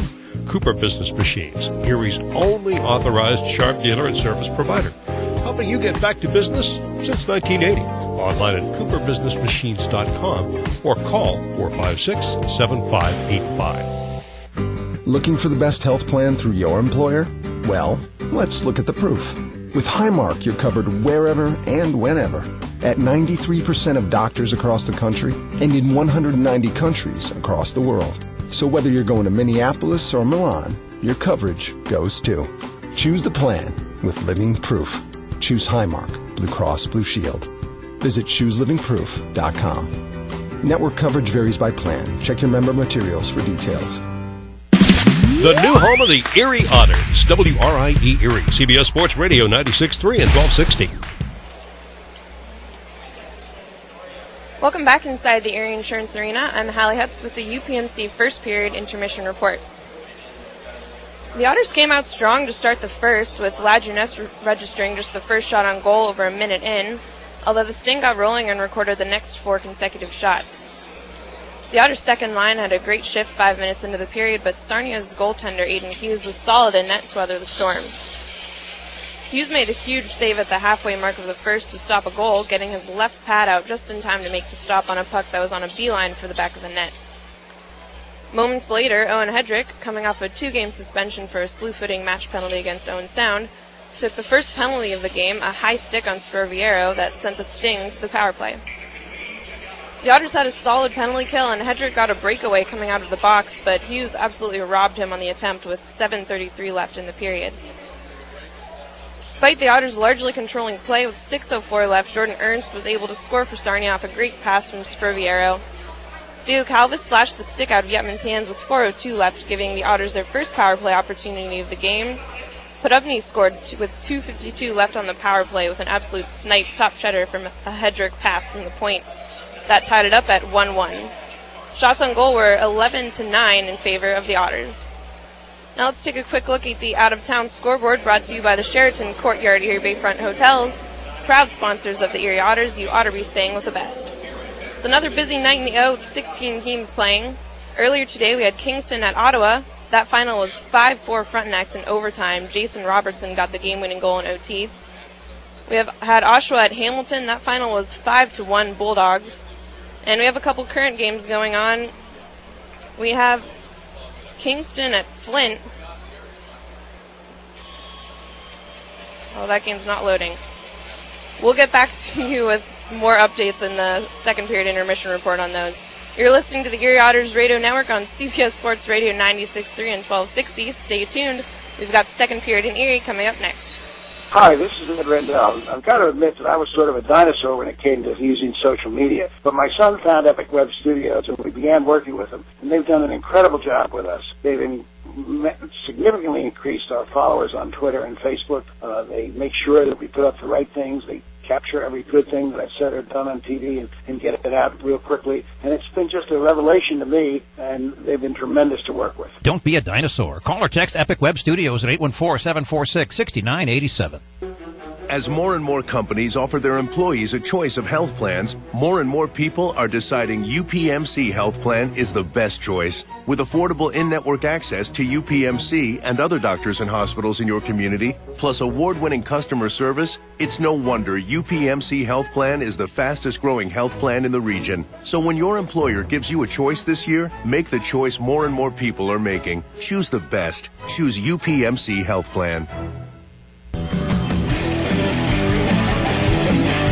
The 2017 Ontario Hockey League champion Erie Otters are back, and you can catch all the action at the Erie Insurance Arena. The Otters are home Friday, January 26th against the Hamilton Bulldogs, and Saturday, January 27th against the Sarnia Sting. Tickets are available at the Erie Insurance Arena box office, online at erieevents.com, or by calling 814-452-4857. And be sure to take advantage of the Erie News Now Super Saver sections with $12 tickets for all ages.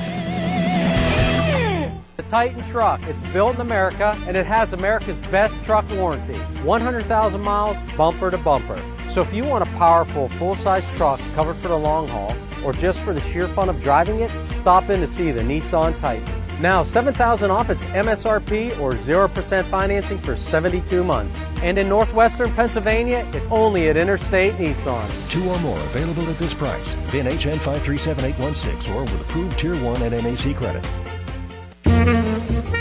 The Sheraton and Courtyard Erie Bayfront Hotels are proud sponsors of the Erie Otters. Join them for their pregame and postgame celebration at the award-winning Bayfront Grill or the brand-new Shoreline Grill, located just minutes away from all the action.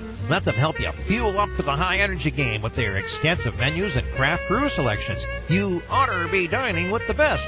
The Sheraton Erie Bayfront Grill and Courtyard by Marriott. Great meeting, guys. Yes, thanks for your time. Excuse me, everyone. Mary? In my hand is $3 million Mega Multiplier, the new game from the Pennsylvania Lottery, with top prizes of $3 million. $3 million! Did you win? I don't know. I'm so excited about it. This could be a big winner. Just wanted to share. Sometimes the moments before you scratch are as exciting as the moments you do. Keep on scratching. Players must be 18 or older. Please play responsibly. Benefits older Pennsylvanians every day. The new home of the Erie Otters, WRIE Erie, CBS Sports Radio 96.3 and 1260. Welcome back here into action as we just begin the second period, and it's Ruzicka flying down the left wing side and buries it. The shot on the 2-on-1 over the glove of Dan Murphy, and 21 seconds in, the Sting take a 2-1 lead. We were just returning after the Otters were in the offensive zone. You can tell just how quickly Sarnia can spring from defense to offense in transition. And that time, Ruzicka does it himself for his 28th of the season. And the Sting, just like that, are back up by 1. Well, they lead the league in second period goals. That's their 80th of the season. And a plus 31 goal differential now in the second period. So here's the Otters looking to get it back. Gritz just fanned on it as that puck just escaped his stick on the pass to the front. Here's Johnson. Nice move in front. Tossed that way for Deneen, and he couldn't hit his stick on it either. Back behind the goal, Wayman will gather it in for Erie. Play it out on ahead. He's settled down by Theo Calvis back at his own end. Rolling puck, flipped towards the Otters line and settled down here by Aiden Timmermans. He's to skate with it here. Had his first goal last night in the OHL. Strip to the puck and look out. Bouncing puck towards the Otters zone. Settled down by Wayman and rolling down to the near corner, Salinitri. Chase after it. Here's Aiden Timmermans after. He wipes out. As the puck, he lost a Gatorade bottle as well onto the net. There's a shot from the point by Hatcher, sticked away by Murphy as Rimshaw moves it up the wall. Now Ang towards the blue line, swept near side. Grima waits, wrist shot off the mark. Off the dasher, and the Otters played up on ahead. A big collision there. Down goes Yetman on a hit from Hatcher. It's worked on ahead, Rimshaw. Yetman slow to get off as he'll make his way off on his own power. And now the Otters, Max Golod in his own end, hemmed in here. Chase behind the net, delivers it for Jack Duff, man on his back. And the Otters chasing up the near side. Garrett Podubny got to get it out here. Wayman's been on for quite a bit on the back end for the Erie Otters, and they'll poke it out to center ice. It's the second period, long change, and Wayman can finally make his way off as Podubny chases it in down deep. Hughes will fly it around the near side boards the goaltender. Duff holds in for the Otters. Down 2-1 now, Erie. Golod on the near side. Onto the corner, leaves it for Ivan Lodnia. Twirls away from Grima, heads behind the goal. Lodnia, wraparound try, trying to stuff it in. Hughes says no, as he has the left leg and left pad down, right along the far side post. Lodnia entered tonight 147 career points, needed 3 to hit the milestone of 150. He's got 1, an assist on the goal by Garrett Podubny back in the first. Power play goal that read. Podubny from Owen Hedrick, Ivan Lodnia at 17:08 to tie things up at 1. Jordan Ernst had the opening goal. And Ruzicka unassisted right now as it stands. 21 seconds into the second period, that stands ahead. 2-1 Sarnia. Jack Duff shouldered here at neutral ice as we picked up here by Scrivero right wing side. Holds and waits, now lets it fly. The Otters, good stop, bounce back in front. Big time traffic jam in front of Murphy. And here he pokes it onto the far boards. There's Scrivero again. Hits the brakes. Poked as he's run into by Joe Mack. And now Jack Duff gets it out ahead. And settled down by the Otters' Owen Hedrick. Launch it out to center ice. Played by Joe Mack, but here they come again. Worked on left wing side. It'll be offside. Scrivero just a bit ahead. Allows the Otters to break out of their own end. Here comes Hedrick. Winds up. Slapper from long range is just over the shoulder of Hughes. And now the Otters just guided on back to center. Martin ramped in by Hedrick. Slowed by Hughes behind the net. He'll dish it off. Hammered back around the near side for Jordan Kyrou, the captain. Ahead by Ruzicka. The Otters tie him up down the near side corner. He keeps on rolling. The big 6'4" Slovak. Played out in front. Stop made. As they had Pizzetta loose in front, got a stick on it from in tight. And Murphy makes the stop.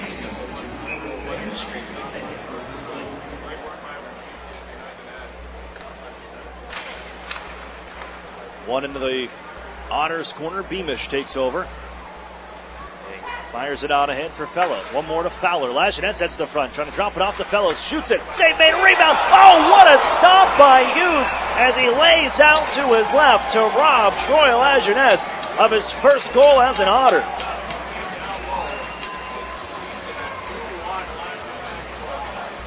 Unbelievable stop. Lajeunesse, right spot, right time as the rebound comes right to him. A bouncing puck. He gets a lot of wood on it. But Aiden Hughes with the stop of the weekend, we'll call it that here, and keeps this a 2-1 lead for Sarnia.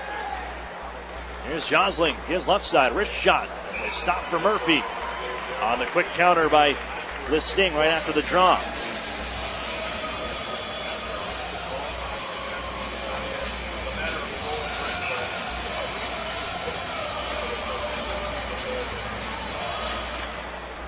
That's one you remember when you come back. It's a 1-goal game right now, and it stays a lead for the Sting because of Aiden Hughes laying out to make that stop. Otters angle it back in down low. Here's Gurney chasing after it. Lavinius just shrugs off the body of Gurney, and it's worked on ahead. Cam Deneen left wing. Hands off. It rolls off the stick of Jamison Reese back in. That one popped right out in front of the goal. Grabbed by Josling. Wrist shot. That'll sail wide, and Deneen holds in from the point. They leave it back to the near corner. Josling, as he's poked by Josh Wayman. Here's Christian Gurney to take over. But Lavinius takes it right back at the Otters line. Now Josling right back in. Curls it on left wing side. Timmerman's little stick lift will knock it onto the corner. Grits to help out.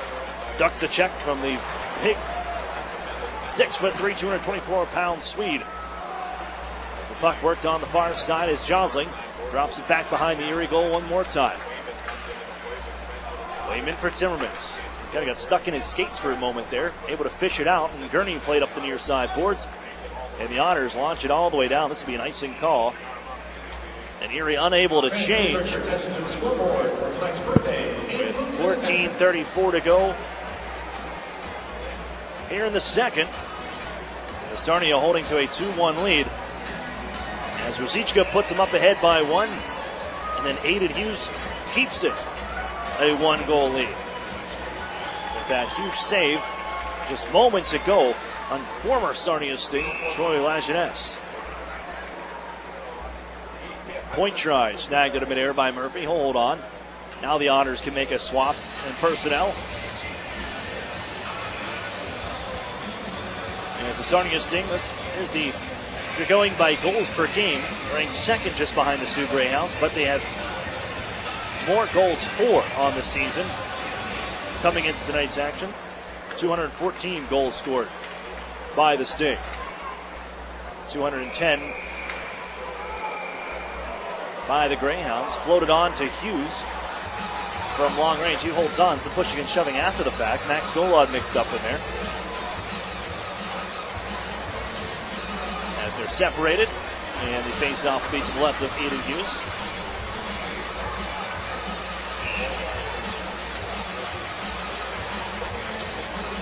And on the drive, and Ladnia.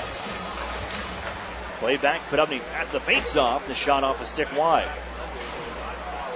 Snapped up high to the air and out of play. That'll go off the glass and out. No penalty upcoming on the lift-out attempt. But it'll stay inside Sarnia territory and to the right of Hughes this time.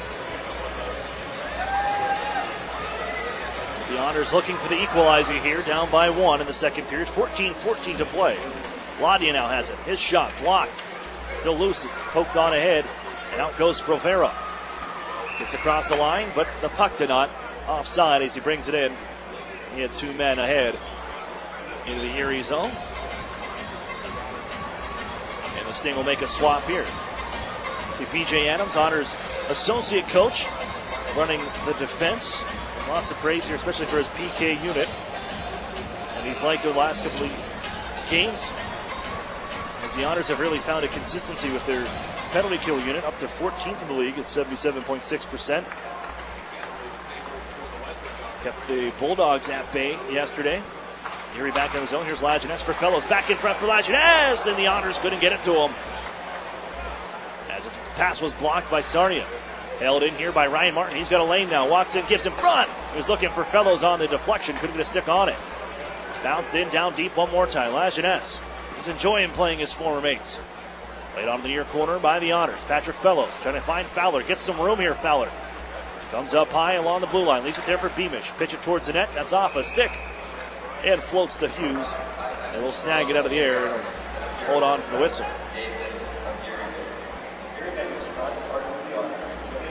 But that Otters PK unit, a lot of turnover. You know, obviously you look at the roster that's had turnover, but the penalty kill unit has had lots of turnover. And you look at the names that have left, pretty much a whole new PK unit for the most part, compared from this season to last season. Chopped out ahead. Here comes Sarnia. Reese with it right wing side. Drops it off to Dean. Moving on in, and he rifles it high over the glove of the Otters Murphy. And skating on ahead. Here comes Gurney. Gets into the zone. Tries to duck around a check. Still has the puck, but it's taken away by Denis, who got back defensively. He wipes out. But followed up by Sarnia's Reese. One hand on the stick. Gets it out ahead. Their first round pick here this past NHL or OHL perimeter selection. Drilled up the far boards by the Otters. Heavy collision over the far side as Reese gingerly makes his way off. Here he has the puck. Hedrick. Long range pass. Looking for Gurney on the home run. It won't happen.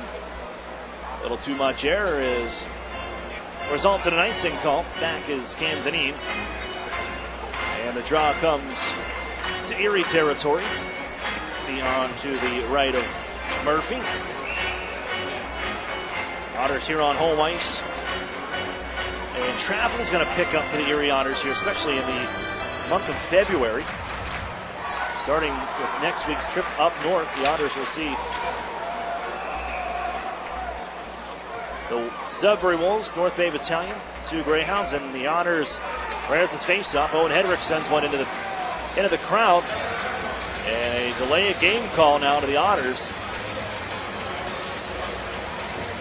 The second power play of the night coming for the Sting.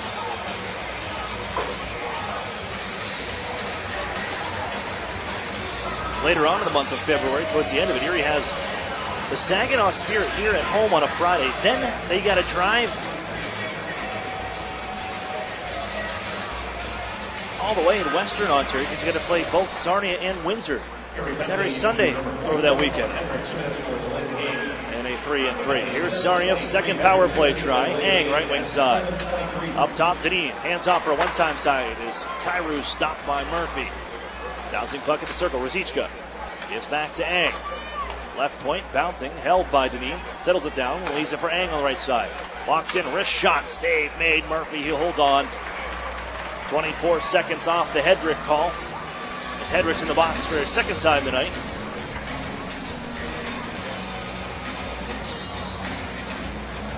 Erie's overager. A former NCAA commit as well with Lake Superior State. Joined the Otters last season. First game in the OHL was against Sarnia. As a deflection in front by Rimshaw, sticked away by Murphy. Floated back out towards center ice. That caught a glove on the Sarnia bench. Another stoppage in action. And Hedrick also scoring his first OHL goal against the Sarnia Sting last season.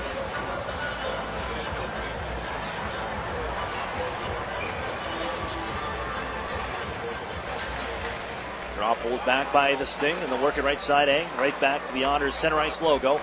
Antonine will wheel into the zone, even for Kairu. Looks, shifts his angles, gives out up top. Ang right wing. Center point, Deneen. Back and give it in front. Ang just rolls off his stick on the backdoor try. He's planted on the near boards by the Otters. Gets back up as Rosichka takes over. Back for Rimshaw. And on for Kairu. Waits, dusts the puck off, gives off to Deneen. Holds at the point. Onto the left circle. Kairu's got to back up. Gives a little ground. They'll find Cam Deneen. Right side for Ang. Waits, a Florida Panthers draft pick. Wrist shot from the point. They score. It's Deneen. Lots of traffic in front. And Deneen has his 14th of the season, his 8th power play goal on the year.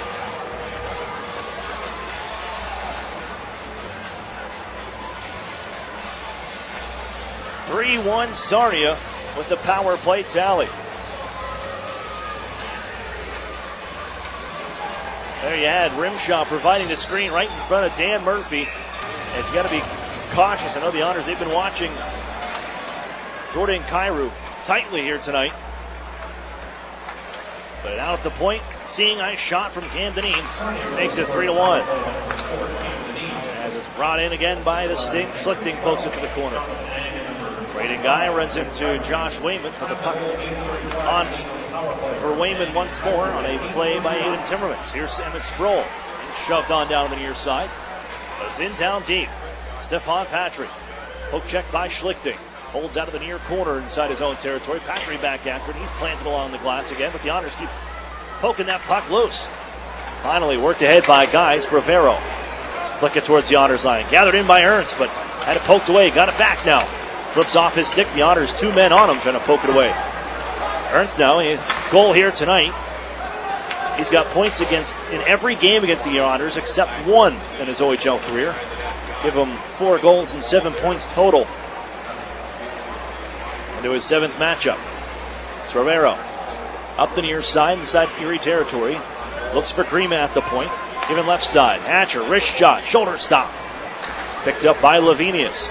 He's for Hatcher down the left wing side. Lots of room here. Hatcher moving in. Wrist shot is stopped by Murphy. Out of the corner now. And again, the Sting buzzing here in the Otters zone. And tripped up in the near side corner, but they keep on rolling with it. Sperveo gets right back up. Up towards the boards, the Otters. Here's Emmett Sproul. He'll take it away. Just tries to get it in deep into the Sarnia zone. He will from center ed, and here comes a fresh 5 on for Erie. 9:45 to play here in the second period. The Otters find themselves down by 2. Look out, Podubny with the puck. Working it back onto the far side from behind the goal. Never could get it out in front. He was tied up by Hatcher. This one's bounced on the far boards. Lavinius with men on him. Golod takes it away, but it's swept off of his stick by Reese. On out to center ice. Hedrick will settle this one down, working on for Jack Duff.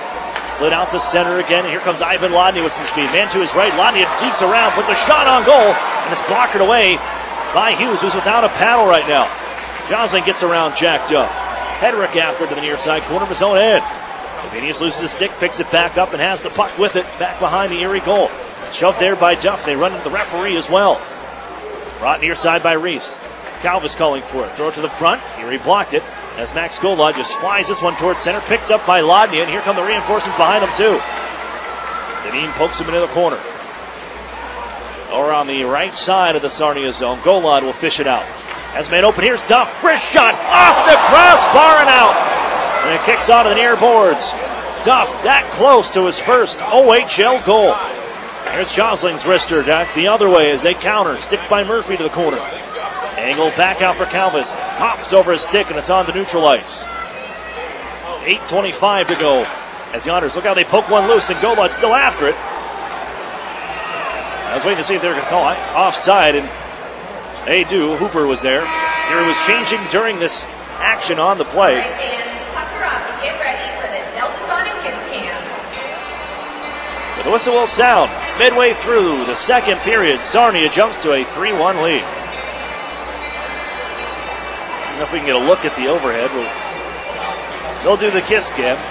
We'll give you this read from our friends at Chido's Dry Cleaners. Keep your clothes in top shape with Chido's Dry Cleaners, complete with an easy, accessible drive-through and free pickup and drop-off. Chido's Cleaners is second to none. That's Chido's Dry Cleaners, the official dry cleaning service provider of the Erie Otters.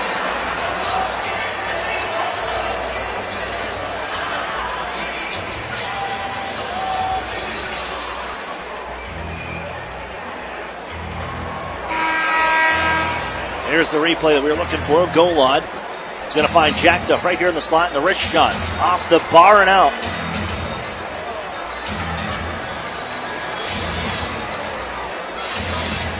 Pat Myers and Ryan Elbers came over to take a look at it. They did during that midway timeout. Clean off that crossbar as we just saw. Now, no goal. Remains 3-1 with the Sting ahead.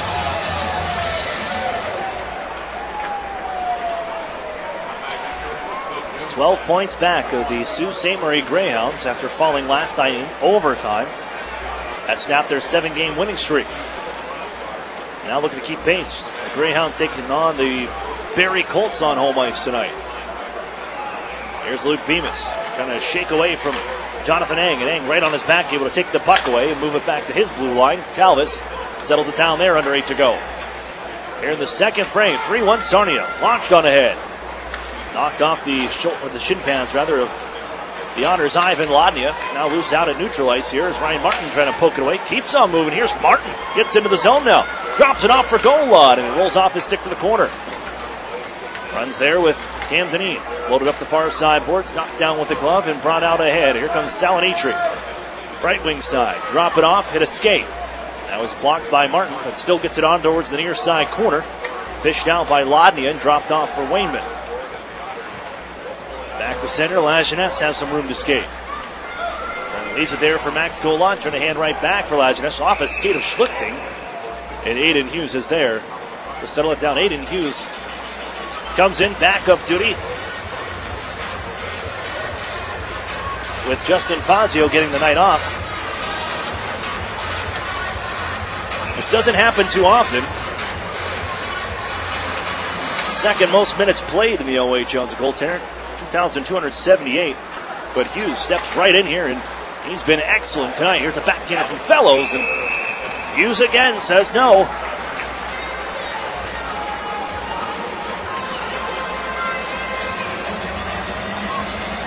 Earlier he robbed this line of a goal with Troy Lajeunesse looking for his first as an Erie Otter.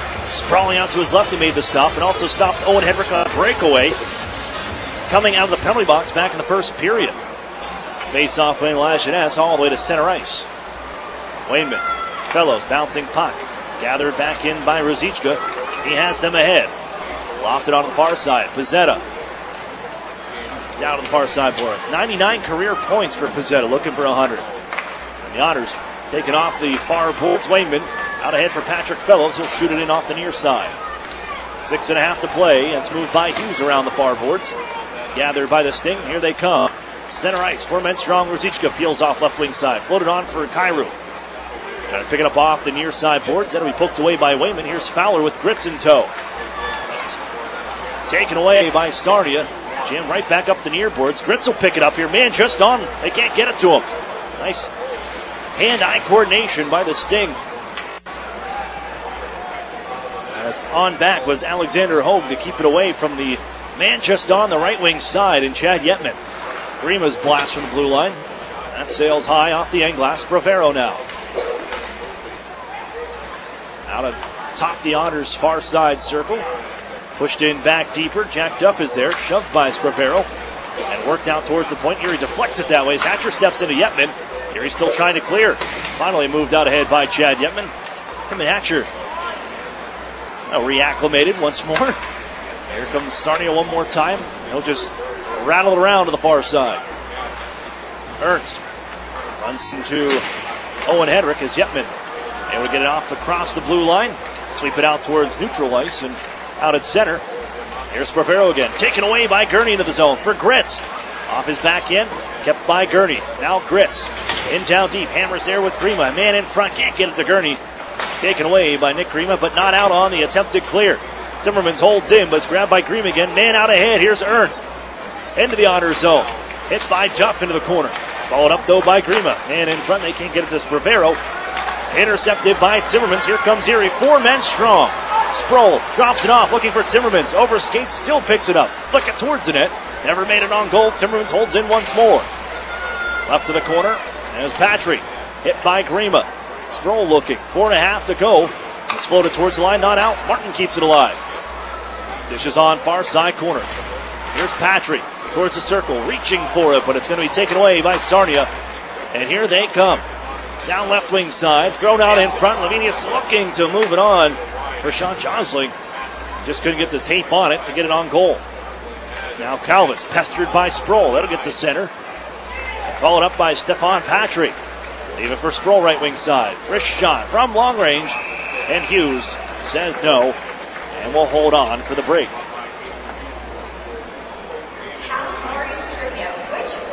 Otters minus 18 goal differential here in the second period.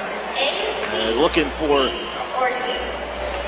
at least one here to drop back within one. They trail 3-1.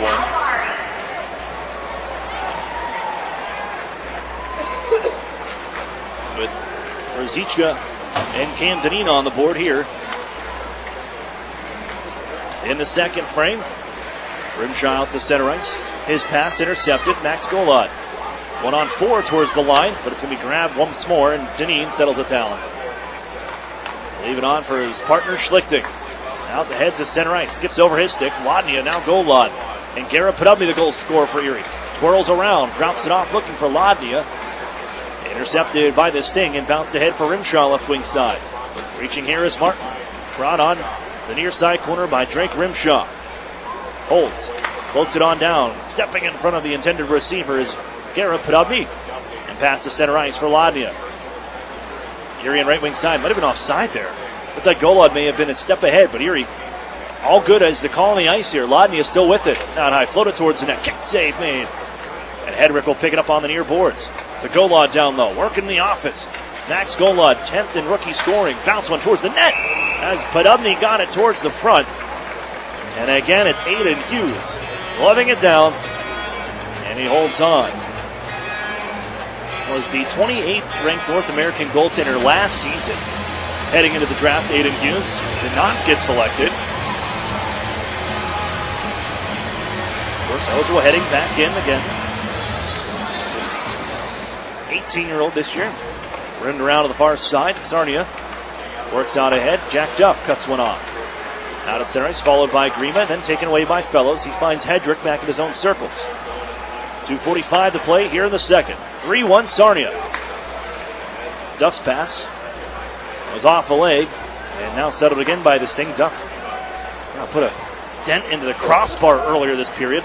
Long range floated. Murphy holds on, and a draw to his right. But Sarnia, might be the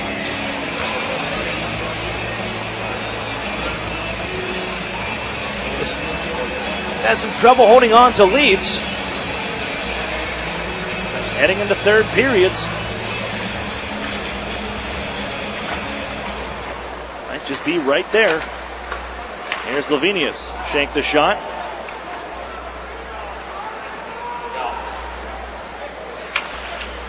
It's worked on the near side and out of the corner. Lavinius trying to drag it out to the front of the net, and Murphy comes up with a save. On the power move to the front of the goal. Deneen now off a skate just wide. Gosling now slowed down by Murphy. And he'll cover up. 2:06 to go. Some frantic minutes. It's hard to contain a guy like Hugo Lavinius, ranked 136th in the midterm rankings from the NHL Central Scouting Service. 6'3", 224 pounds. Like a Hulk out there, you see. Compare him to his line mates and just saw on the bench shot we just got. He just walked right to the front of the net like he owned the Otters' doorstep. As we offside on Sarnia. Schlichting thought he had it along.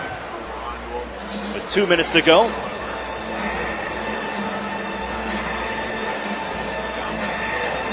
Sarnia, Erie's done for the weekend here after this one as they gear up for the long road trip up north. Sarnia continues their 3-3 road swing, and they'll go see the Hamilton Bulldogs tomorrow.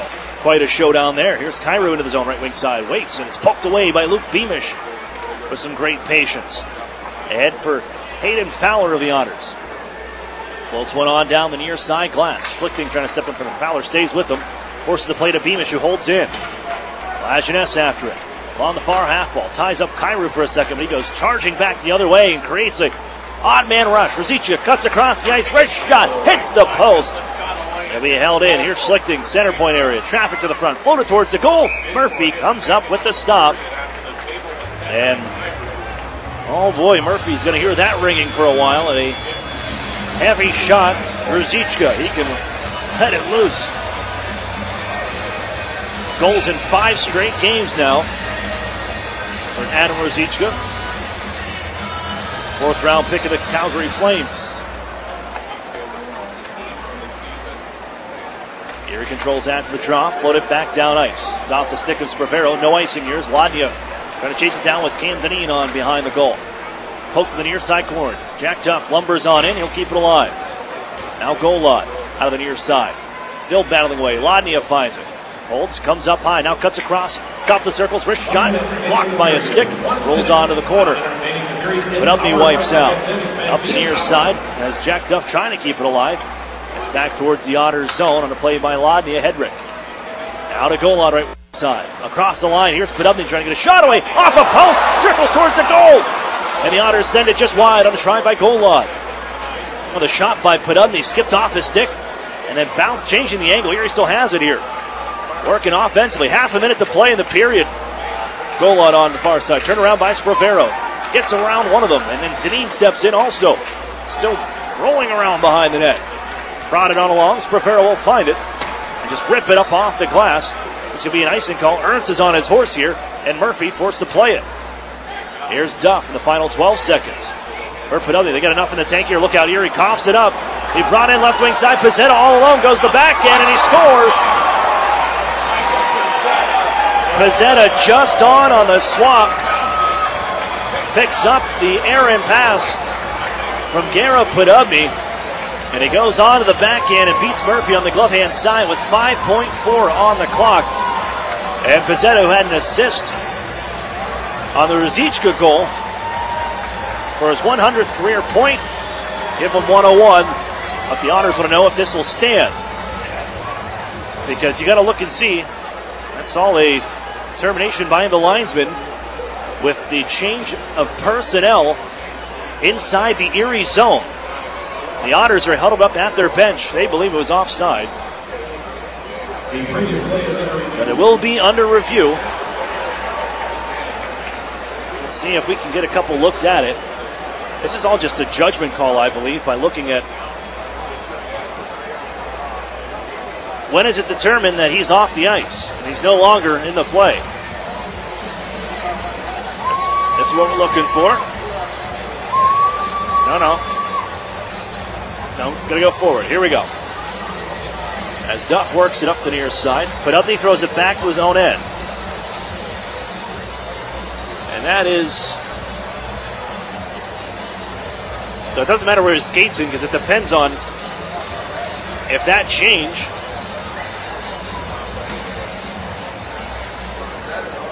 as Ernst was making his way off.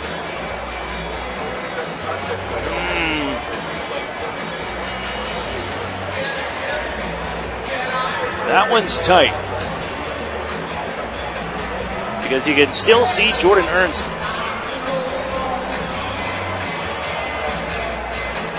on the ice during the play as it's coming across. Discussion here in front of us. The officials will work this one out, but should it stand, and it's deemed an onside play, it'll be Pizzetta's 20th of the season. That'll give them a 5th 20-goal score on this team, the most in the OHL, and a 4-1 lead that'll most likely head to the break that way with 5.4 on the clock. But the Otters, who didn't line up at center ice, they thought that one was, they won the review right away. They believe that it was offside, and that will continue on down. Let's see if we can bring that back up on our side.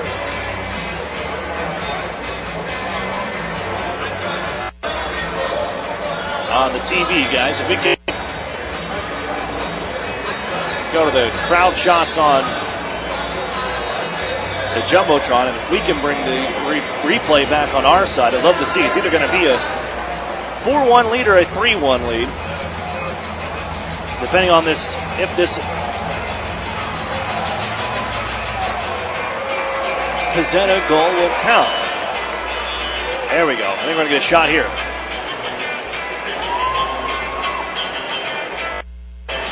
We'll take another look here. They're still on the phone downstairs. As it's worked up the near side. This is where you want to stop it, right there.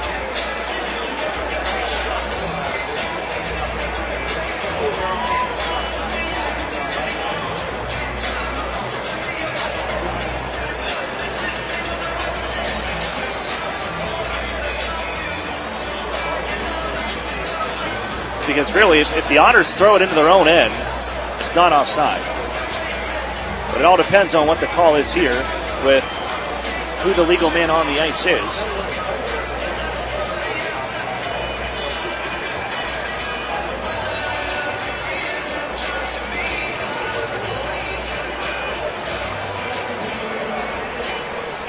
They'll continue this review.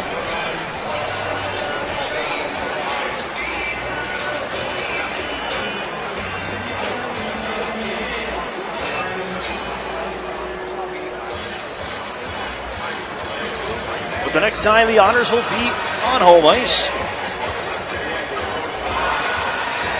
As you're looking at weekend dates for the Otters. Oh, we got the logo away. There, let's see.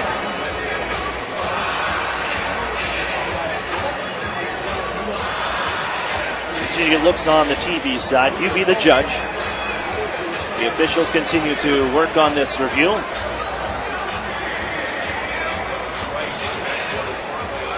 As we said, the Otters will head off for a 3-game road trip. And their northern swing, North Bay on Thursday, Sudbury on Friday next week. And then on Super Bowl Sunday, you'll see the Sault Ste. Marie Grounds up at the SR Center.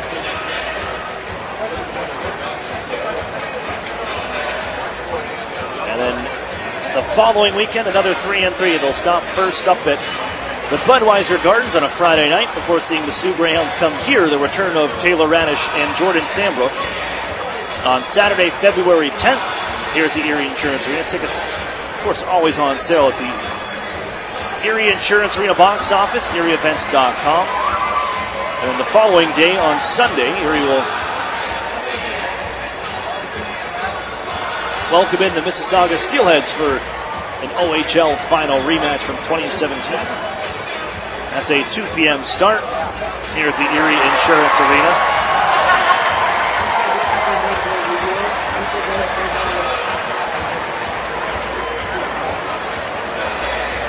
This is one of the longer reviews that we've gone through here at the Erie Insurance Arena.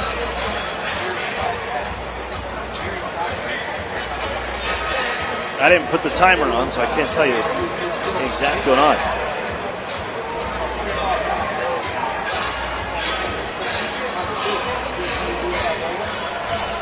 Around the Ontario Hockey League, it's our out-of-town scoreboard brought to you by the Sheridan Courtyard Erie Bayfront Hotels, proud sponsors of the Erie Otters. You ought to be staying with the best. Finals from earlier today in overtime. Kingston Frontenacs prevail over the Ottawa 67s 5-4. And from an earlier afternoon start, the Hamilton Bulldogs win again 5-1 over the Oshawa Generals. Elsewhere, Kitchener with a 3-2 lead over the Flint Firebirds after 2. Saginaw Spear with 4-2 lead over the Windsor Spitfires, 8:24 to play in the second. Niagara with a 5-1 lead over the Sudbury Wolves, a minute 52 to go in the second period. Sault Ste. Marie Greyhounds at a lead 3-1 as we get the review and the answer, and it's no goal. Pat Myers comes out, the discussion, no goal here from the break by Pizzetta, coming in on the swap with Jordan Ernst. So it remains 3-1 with 5.4 left in the second period. The Otters may have caught a break here.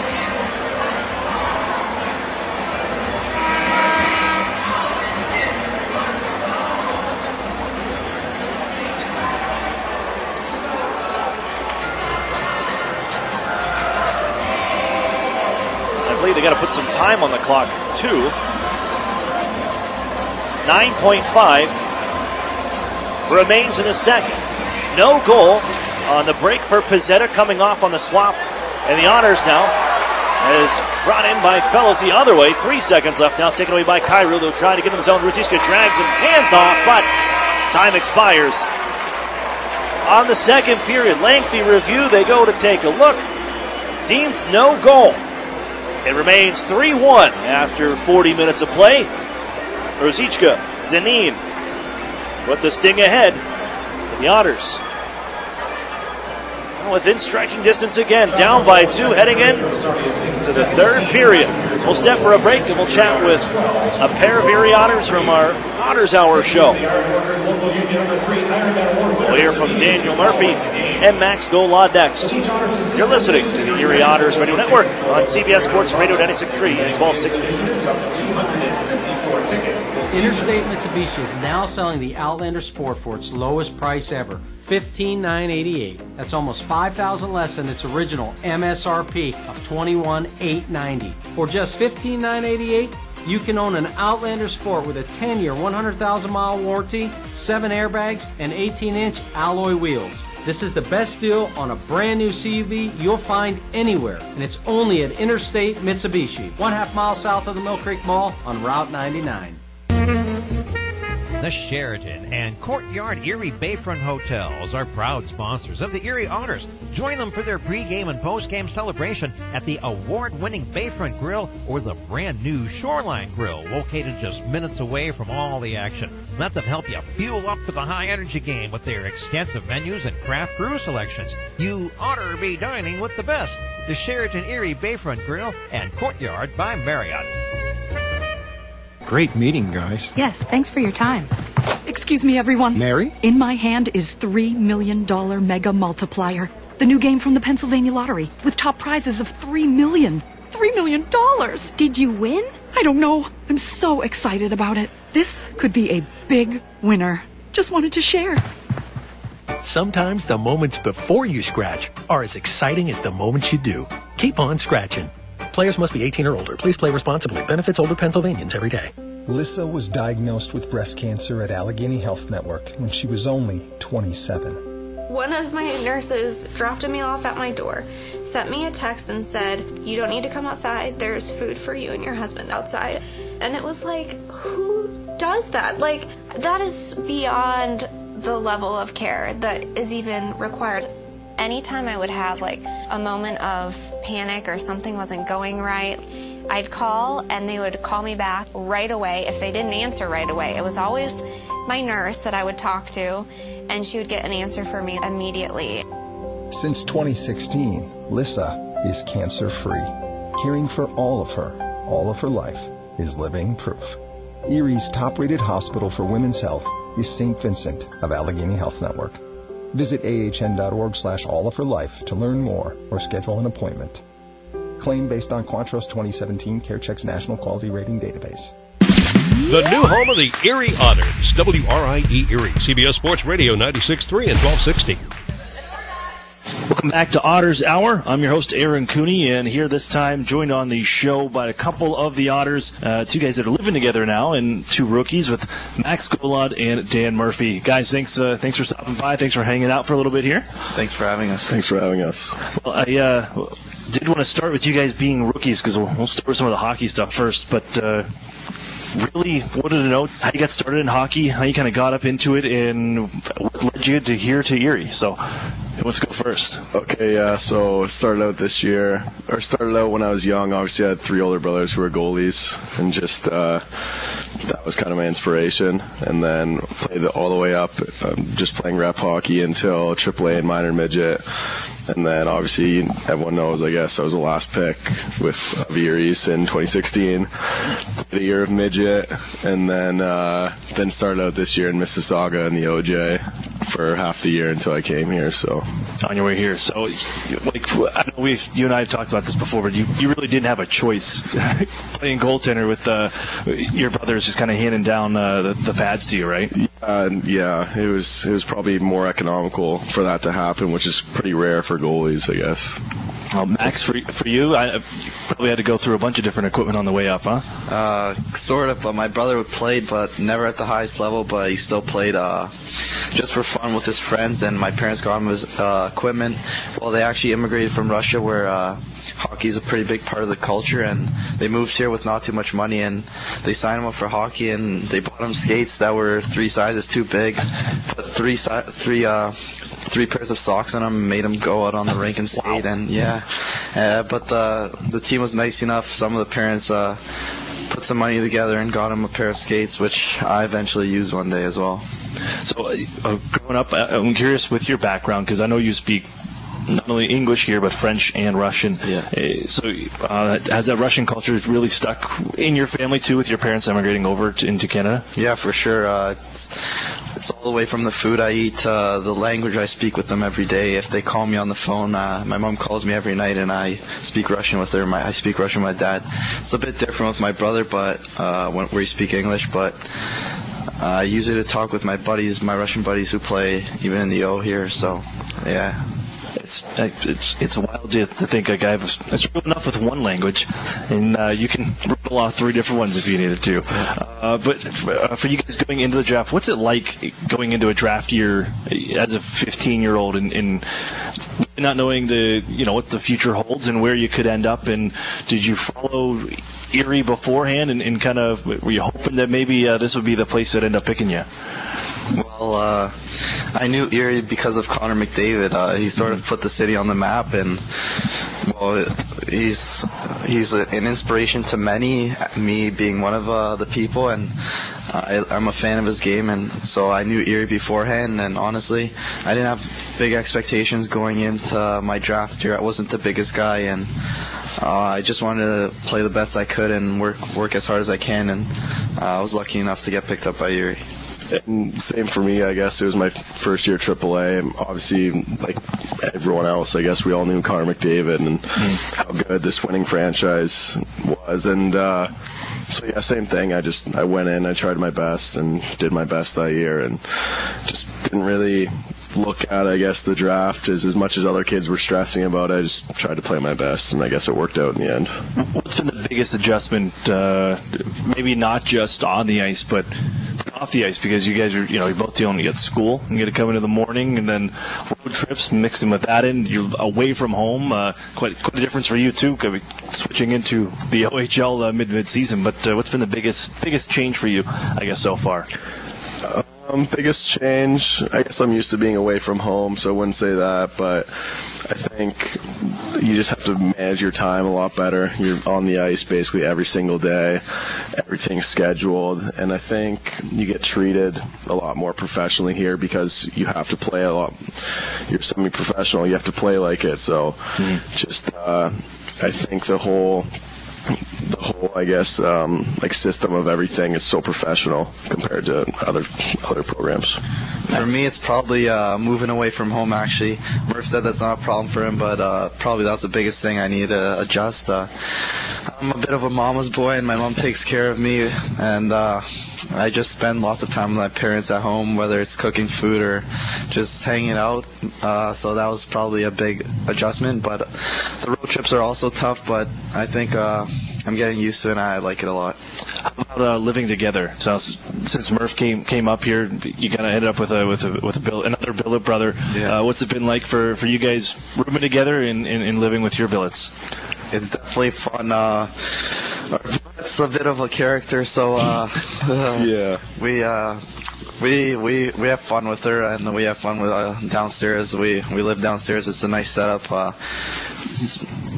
I'm glad I have another billet brother after Carson left, and I'd rather have one than be alone. But, yeah. I think we kind of just share our common stories, especially with our billet Gail. It's just some good laughs, some good times, and just having someone there, I guess, to share in this situation we're in, I guess. You're listening to the Erie Otters Radio Network on CBS Sports Radio 96.3 and 1260. Hello, I'm Greg Loop, President and CEO of Family Services of NWPA. January is National Mentoring Month, and to celebrate, we will be sharing stories during the game about the impact Big Brothers Big Sisters is having in our community. Together, changing a child's life is easier than you think. If you enjoy catching a movie or shooting hoops, then Big Brothers Big Sisters is perfect for you. There are more than 150 kids in Erie County waiting to be matched with a big brother or big sister. Visit our table in the concourse to learn more and get involved. In February 2016, Emily gave birth prematurely to twin boys at Allegheny Health Network. It's overwhelming to think about everything that we survived. We often, in my house, refer to the NICU staff as the SWAT team. They're there to do a job, and they do it really well. My delivery, I love. I loved everything about it. For someone having 2 babies at 32 weeks, 5 days, I loved it. I mean, we had bad days. We had really bad days. But I trusted the nurses, the doctors. I trusted them. In the beginning, everything is scary. And then now, at 1.5 years, we just do things that normal families do. 5 weeks later, Emily brought home her 2 healthy boys. Caring for all of her life, is living proof. St. Vincent Hospital of Allegheny Health Network. To learn more or schedule an appointment with a women's health expert, visit ahn.org/allofherlife. The Titan truck. It's built in America, and it has America's best truck warranty. 100,000 miles, bumper to bumper. So if you want a powerful, full-size truck covered for the long haul, or just for the sheer fun of driving it, stop in to see the Nissan Titan. Now, $7,000 off its MSRP or 0% financing for 72 months. And in northwestern Pennsylvania, it's only at Interstate Nissan. 2 or more available at this price. VIN HN 537816 or with approved Tier 1 and NAC credit. An Erie landmark since 1953, Nunzi's Place serves generous portions of great food at reasonable prices. Family owned for almost 60 years, Nunzi's prepares the finest Italian cuisine in Erie. Come see why the Erie Times News said Nunzi's is known for food that tastes good. Nunzi's Place, located at 2330 East 38th Street near the Bayfront Connector. To call for reservations or place an order for takeout, call 825-2940. Nunzi's, known for Italian food that tastes good since 1953. The new home of the Erie Otters, WRIE Erie, CBS Sports Radio 96.3 and 1260.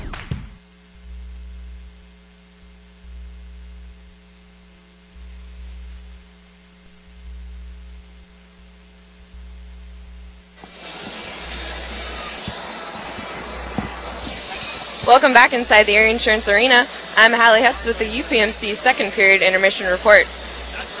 Well, the Sting came out quick in the second and caught the Otters on their heels. Adam Ruzicka scored just 21 seconds in from Michael Pizzetta to take a 2-1 lead early. The Otters almost evened it up 4 minutes later with a couple quick shots in front from the Otters' second line again, but no dice. Troy Ladruness almost got his first goal as an Otter 5 minutes in, but Hughes robbed him with a big diving save. Hedrick found himself in the box again, 7:23 into the middle frame for a delay of game penalty that sent the Sting to the power play. Cam Deneen fired a laser from the point that hit the back of the net for a power play goal to give the Sting a 2-goal lead nearing the halfway point of the game. Defenseman Jack Duff almost notched his first OHL goal minutes later, but his point shot just skimmed the crossbar. The last couple minutes of the second were fire wagon hockey at its finest as the Sting came dangerously close to increasing their lead to 3 goals, hitting a post with just a minute 30 left in the period. Then the Otters almost scored with 40 seconds left as Garrett Podubny rang one off the post in the other end. A giveaway in the Otters zone resulted in a go-ahead goal for Pizzetta, who beat Murphy on the back end with 5.4 seconds left. However, the play was under review for quite a while actually, and determined to be no goal as the player was ruled offsides. So the score remains 3-1 here in Erie. It was a frustrating scoreless for the second period for the Otters as Aiden Hughes quite literally pulled out all the stops to keep the Otters off the board.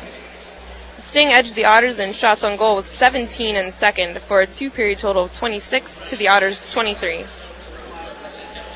Let's take a look at the out-of-town scoreboard brought to you by the Sheraton Courtyard Erie Bayfront Hotels, proud sponsors of the Erie Otters. You ought to be staying with the best. Earlier today we had Kingston at Ottawa. That final was 5-4 fronts in overtime.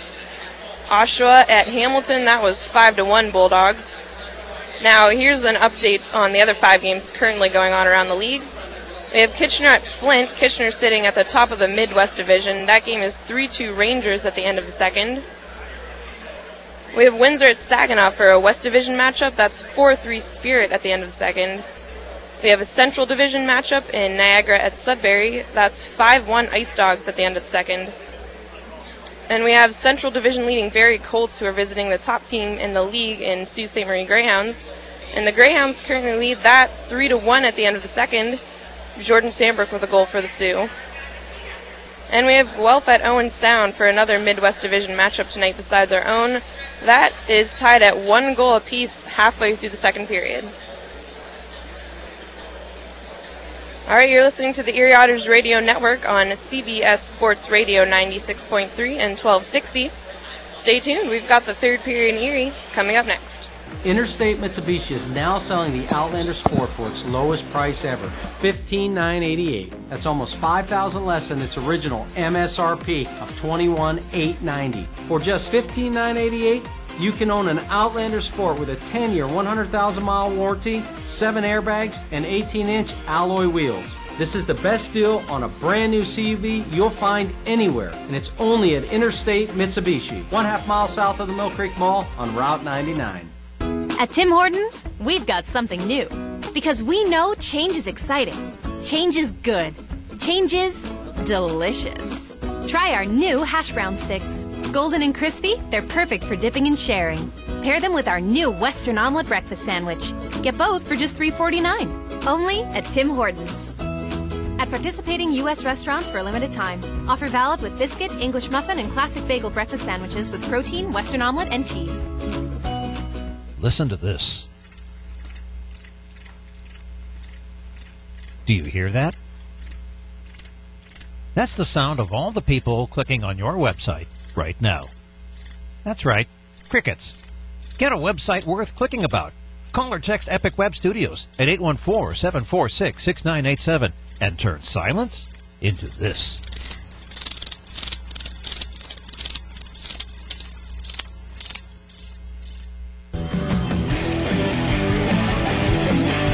The 2017 Ontario Hockey League champion Erie Otters are back, and you can catch all the action at the Erie Insurance Arena. The Otters are home Friday, January 26th against the Hamilton Bulldogs and Saturday, January 27th against the Sarnia Sting. Tickets are available at the Erie Insurance Arena box office, online at erieevents.com, or by calling 814-452-4857. And be sure to take advantage of the Erie News Now Super Saver sections with $12 tickets for all ages. Looking for the best health plan through your employer? Well, let's look at the proof. With Highmark, you're covered wherever and whenever at 93% of doctors across the country and in 190 countries across the world. So whether you're going to Minneapolis or Milan, your coverage goes too. Choose the plan with Living Proof. Choose Highmark, Blue Cross Blue Shield. Visit chooselivingproof.com. Network coverage varies by plan. Check your member materials for details. The new home of the Erie Otters, WRIE Erie, CBS Sports Radio 96.3 and 1260. Welcome back here inside the Erie Insurance Arena. I'm Aaron Cooney. Gearing up here for the third period. A 3-1 lead for the Sarnia Sting. The Otters, it could have been 4-1. But I got some, the explanation. I'm going to wait actually for the TV side when we can, when they return. But I got an explanation from Keegan Oldak, one of the Erie referees here locally, on what the rule book says. So we'll get to that explanation of to why that wasn't a call.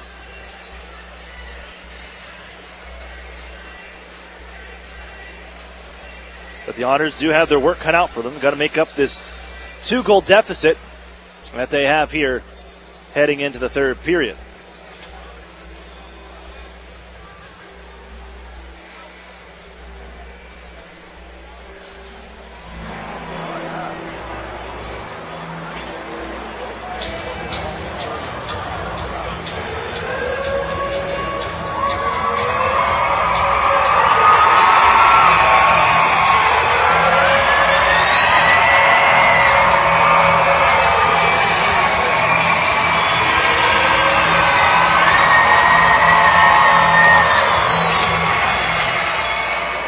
Welcome back here to the Erie Insurance Arena. Third period underway. Took them just 21 seconds to get on the board to start the second period for the Sting. Won't happen as the Otters working out on ahead. Left wing side. Fellows chasing after it. Aaron Cooney along with you here for the third. 3-1 Sarnia through 40. Look out. Right wing side. Cairo with it. Wrist shot. Save made. Rebound out in front. The Otters will clear to the near boards. Where it's kept in by Hogue. And after it is Pizzetta, who had his goal, which would have been his 20th of the season, called back. As the Otters only slid it right out in front of their goaltender. Murphy covers up. So right at the end of the period with 5 seconds left, Pizzetta on a shift change right at the line with Jordan Ernst as the puck ended up back in front of his own bench. He came in on a breakaway. The ruling, I was talking to Keegan Oldak here, a local official, referee here in Erie, and asked him some of the determined final language on what that rule would be. So as that puck was played by the Otters, Garrett Podobny goes off the skate of Cairo in the neutral zone, so it does not negate the offside if Erie was playing it in. So that is like a change of possession essentially. So it would have been offside. As they bring in, look out, Sting back in here. Salonitri's shot stopped by Murphy as he gets high to the crease to make the stop. And left wing Erie on the counter. They'll look for Lodney off his skate, couldn't reel it in. So getting it back, Garrett Podobny.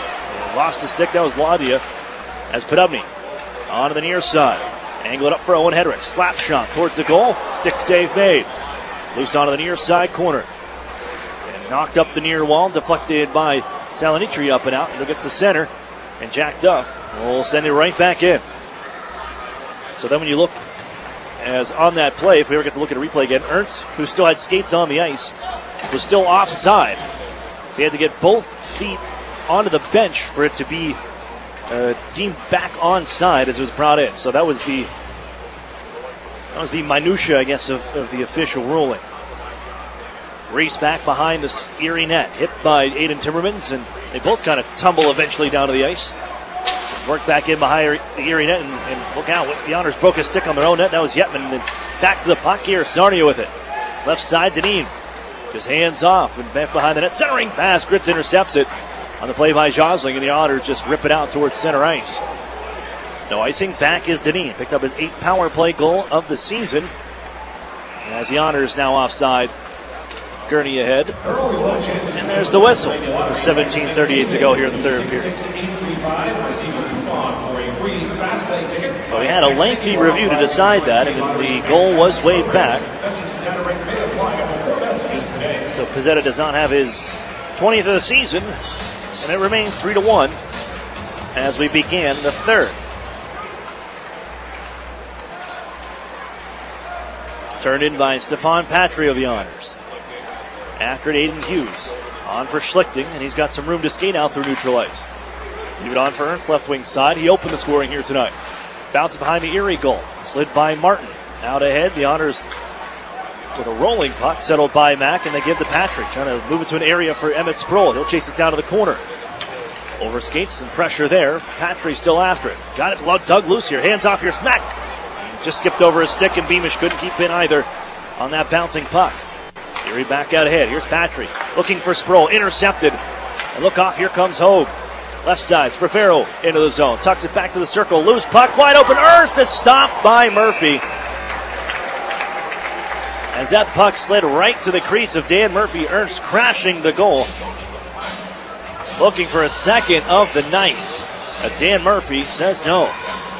Pretty good goaltending here on both sides of the ice.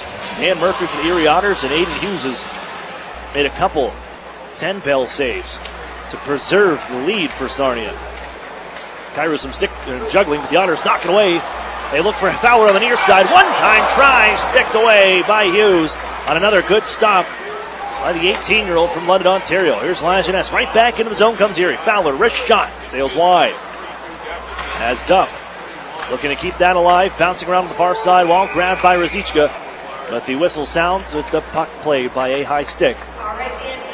With 16:23 to go here in the third, the Honors down 3-1.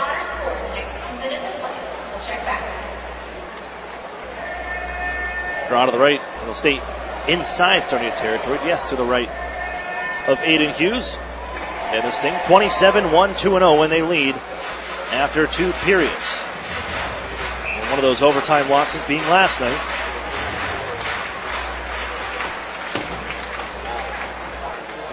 For the Niagara Ice Dogs, a 6-5 overtime loss. Sam Milicic the hat trick to complete the comeback in overtime. Ladnia chases near side through neutral ice. Gives ground now back into his own end. Watched by Pizzetta. And winds things up behind his own net. 4 minutes off the clock here in the third frame. Hedrick ahead for Max goal line. He'll fly out to center ice. Weaves around one. Lofts it into the zone. Chasing gets Hatcher down to the near side corner. Gonna dig it loose. Golan does get it loose here. Put up the overskates. And Rosichka takes away from behind his goal. Worked it on a right wing side. And here comes Jordan Cairo, roughed up by Jack Duff, and Hedrick will take it away. Now goal line, little tip on for Podubny. Ladnia out to center ice. He'll pick it up in front of the bench of the Sting. Played off the stick, into the zone, but it rolls down. Grima takes over. Snap it ahead for Cairo. He looks as he marches on forward. Right wing side of the zone, jams on the brakes. Looks up high, flicks it to the corner. Pizzetta's going to make his way off on the change. Martin able to pick it up. Rosichka will do the same as Ryan Martin to the Honors. Delivers on for Ivan Ladnia out of center. Gurney looking for Gretz. Instead, received by Cam Deneen. Throw to the center for Salinitri. He'll tuck it into the Honor zone. Steps around Martin now. Wheels in behind the net. Throw down in front. Swept to the goal. Pad stop made by Murphy. As he gains the whistle with Drake Rimshaw right on the doorstep. Oh, just floated out to the front of the net and it trickled from the far post on the near side. Rimshaw didn't get a whole lot on it, but there was room there between the pad and the near side post, and Murphy says no. Remains a 2-goal game. Calvis from the line. That one's blocked. Sails wide, picked up Salinitri, now Rimshaw. Knocked off of his stick, and Christian Gurney gets it out to neutral ice. And he'll skip it on in towards the goaltender. Slowed here by Aiden Hughes as he steps in front of that puck. That was lofted on goal towards him.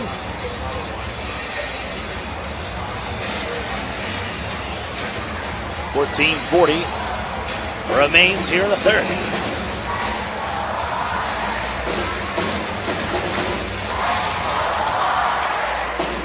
Gritz getting loose at the dot. Throw towards the goal. Oh, I don't think Hughes was ready for that one, but it catches off his body. He makes the stop anyways. Here he finds Chad Yetman. And again, bumped by Hatcher as he deflects the puck into the zone. Settled down by Nick Rima. For a second-round pick of the Peterborough Petes in 2015. That's played off a body. Yetman has it. Sweeps it on for Emmett Sproul just on. Backhander to the front of the goal. Nobody could get a stick on it. Patry follows up. His fourth line's been pretty good for the Erie Otters. Patry, Sproul, and Joe Mack is going to step on here shortly. And the swap for Yetman. Stefan Patry batting on the near side. As down to the ice goes Emmett Sproul.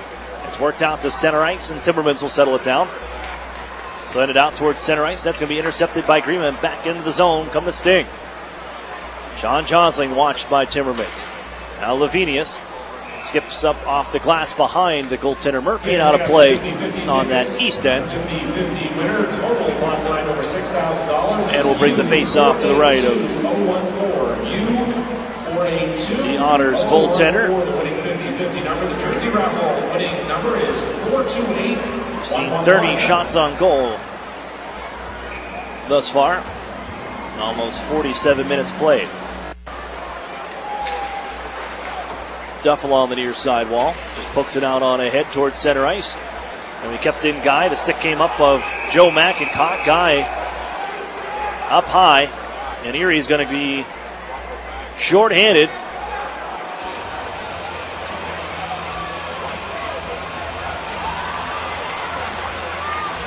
Trying to see. There'll be a discussion here. And I believe it's going to be 4 minutes coming to Joe Mack. Yes, it is. And a major point of this hockey game. A double minor to Joe Mack for high sticking. And a 4-minute power play here for the Sting. Face off, pulled behind the Erie goal. Getting there first, Rosichka thrown out in front. That's going to be knifed away by Ladnia. And Deneen will chase it down behind his own goal. Jams on the brakes. He'll hold there with the second-ranked power play unit in the OHL on the ice for 4 minutes. Kyrie right wing side gets around Yetman, flying down behind the Erie goal. Throw it out to the front, tip play, they score. Centering pass from just behind the net. Kyrou sets up Drake Grimshaw. And it's a 4-1 Sting lead.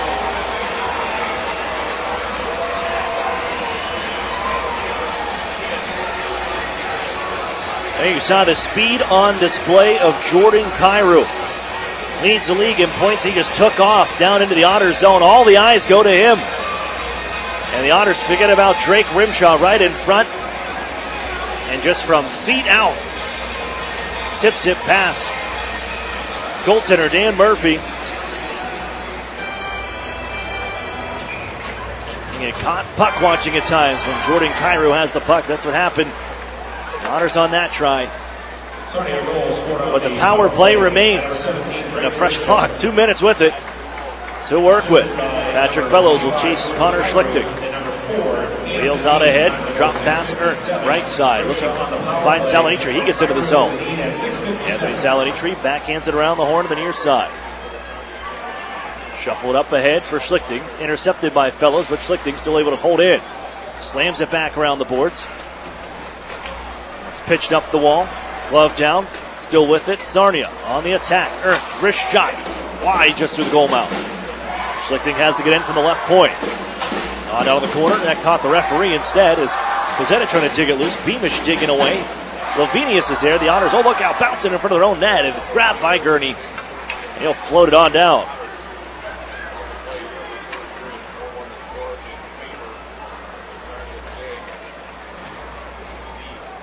(4-1) hockey game. Sting in the lead. Trying to keep pace here with the Sioux Greyhounds who are ahead tonight. Into the zone they come, taken right away by the Otters' Alex Gritz, and it's back down ice. Behind the goal, they'll work it ahead. Cam Deneen, left side for Jonathan Ang. In down the left wing wall, he has the puck taken right off of his blade by Owen Hedrick, and he'll deliver it down for Aiden Hughes. Off the paddle, settle it down. 25 seconds left in the double minor.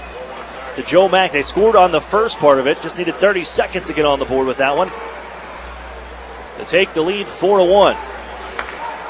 Ruzicka throws it back to his own end. Kairu will leave it on for Deneen from the left side. And now Rimshaw, who just had that power play goal. Right wing they come. Wheel on in. Eng hammered there. There's a couple bodies that would end up going down. Time's going to wind down to the penalty in the Otters. Joe Mack out of the box. He'll join Ivan Lodnia. Otters have numbers. Lodnia right wing side. But they can't stay onside. And the whistle sounds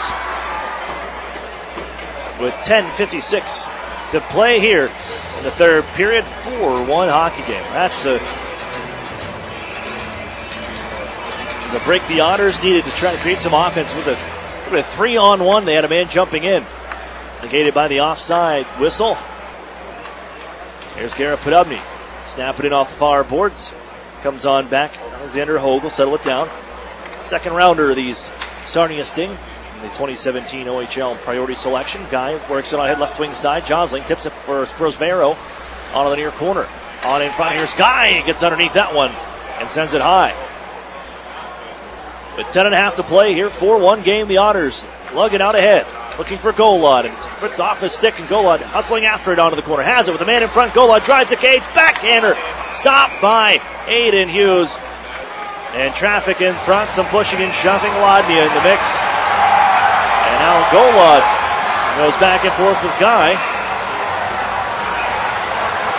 Lodnia is ushered out.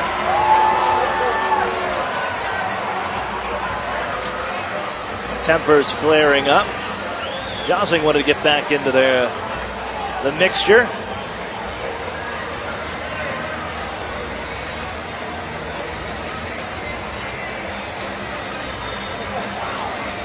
Nothing from this.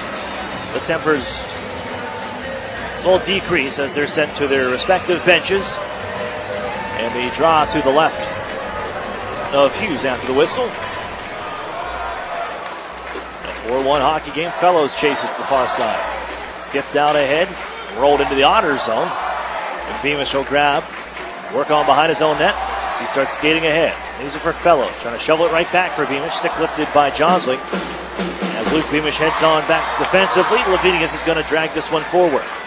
Towards the Otters line. Can't get by Lajeunesse. Takes it away on the little play. And he'll skate left wing side. In on pass to Fellows. Looks for an option. Backside. Martin slap shot. Blocker save made. Dish back behind the goal. Fellows comes out near side. Hands up. Lajeunesse. Shot was blocked. Martin to it. Another one swung just wide. Grima shaken up on the play. He blocked that Lajeunesse slap shot. He'll make his way off as the puck is cleared to center. Martin back on for Fowler right wing. And in down to the near side corner. He deflects it. And on the play by Hatcher, as is Lajeunesse. Here comes Fowler, charging, gets some room near side. Drops it off for Troy Lajeunesse. Knocked down to the ice by Reese. Fellows has it now. Play from the near corner. They got a man behind the goal, and Fowler. Lajeunesse twirls right back down towards the corner. Shoved by Reese. Comes to the near side. Gives out in front. One-timer, Hedrick. And it's just off the mark. Martin will try. It bounces down low near side. Fowler. Lajeunesse. Near corner. Moved here by Reese, and he'll just sky this one. And a bouncing puck to Erie ice will result in an icing call. With 8:50 to go, third period. There's the whistle. On the icing call, but we have the midway point.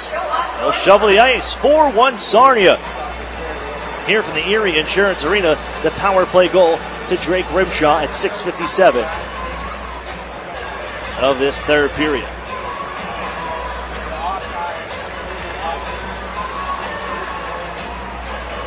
Otters fans, True Moo and Meadowbrook Dairy Pure Milk is the official milk choice of the Erie Otters.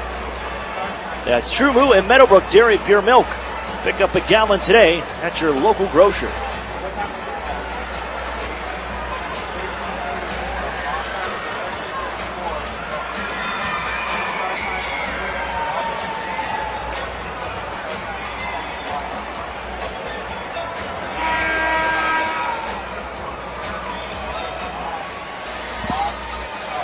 Draw will be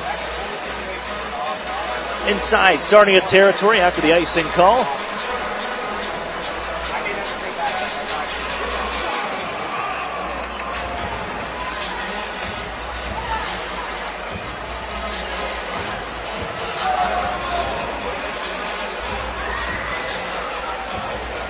Kairu and Deneen will pick up the assists on that power play goal.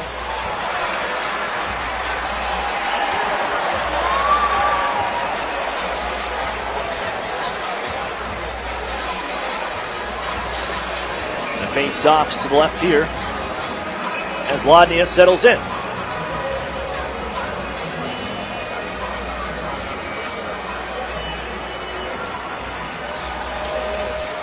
Pulled back by Lodnia. Hedrick steps into a slap shot, blocked by Lavinius, and it's trickled on out towards center. Duff turns it on to his partner Hedrick, quickly ahead. Lodnia now right wing. Golod to the zone, winds up slapper. Just getting a piece of it is Hughes. Erie getting it back towards the net. That's cut off, but Erie keeps it alive. Throw it towards the net. Lodnia sails just wide. Tie up into the corner. Followed up by Garrett Podubny. Going to join the play here was Owen Hedrick. Podubny was going to leave it in the circle. Calvis grabs it.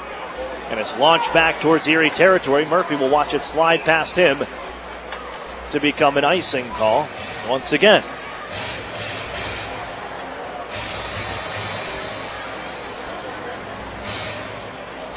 You're looking to shake this 4-game losing skid. He needs offense quickly. Down 4-1. As this Sarnia team is keeping pace with the Greyhounds. Lead now 12 points in the West Division. They got 2 more games up in Sault Ste. Marie against the Greyhounds at the SR Center. So look to pick up. Gain 4 points on it if you can, but those will be must wins if you're looking for the number 1 seed, or else you end up in the 3 spot. And if you're just going by looking at previous postseasons, you may have to see the Kitchener Rangers at some point. Here comes Lodnia, down right wing side. This Sting team, they'll swarm them, poke the puck away, and it's sent down ice off the stick of Jack Duff. Sparvero with a little shove on Duff, but into help out his goal line as he spins away from an oncoming check. Now the Otters launch it out ahead. Caught by Lodnia, sends it on for Lajeunesse. Into zone he comes right wing side. Here he's got some numbers here. Lajeunesse waits and fires it just wide. Along the ice on the stick side of Aiden Hughes. Now a chance here. Pizzetta now, he gets behind the D, rifles it just wide. As Rosichka chases it on to the near side. Tried to feed it in front. Timmermans grabs. Intercepted, and it's worked ahead. Fellows trying to get around Deneen. One hand on the stick. Tied up. Rosichka flips it on cross ice. That catches the dasher. Bouncing puck here. And Hogue can finally knock it back to center ice. Reeled in by Aiden Timmermans. For his first OHL goal last night against the Hamilton Bulldogs. Lajeunesse on for Fellows. Man to the front of the net trying to get the Fowler. The pass is a little behind him. Wayman pinches in. Bouncing puck towards the circle. Gathered by Rosichka. Floated ahead. Knocked down by a high stick. But played here. We're all good. Pizzetta Richter. Another one sails high. Glove hand this time. Fellows will try the near side. And a penalty coming up. This will be against the Sting, I thought.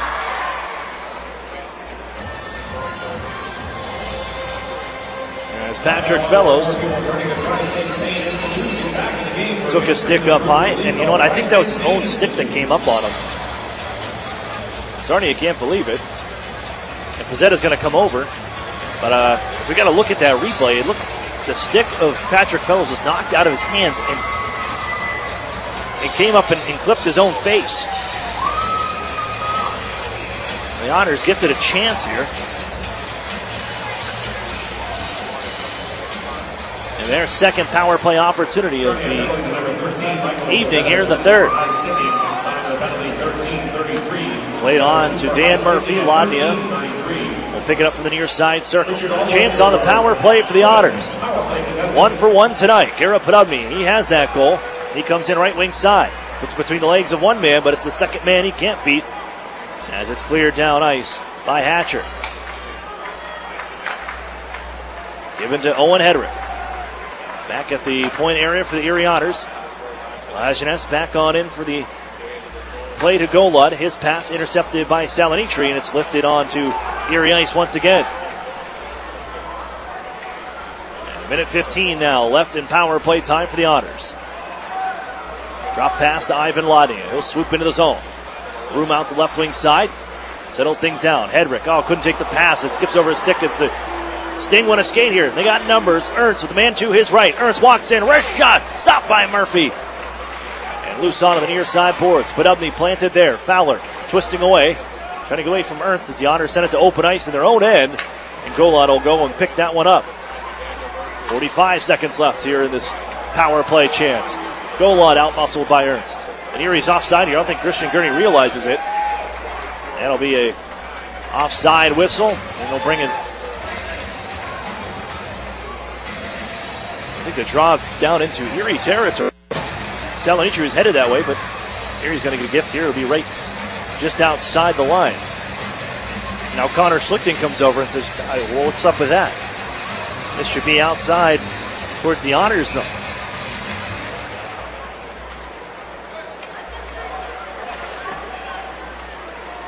So after the drop of the puck, second unit on for Erie.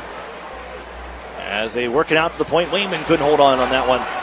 That skips off of his blade. And back down to Erie ice. They'll look for Christian Gurney. Shoot it on into the near corner. Time to go to work.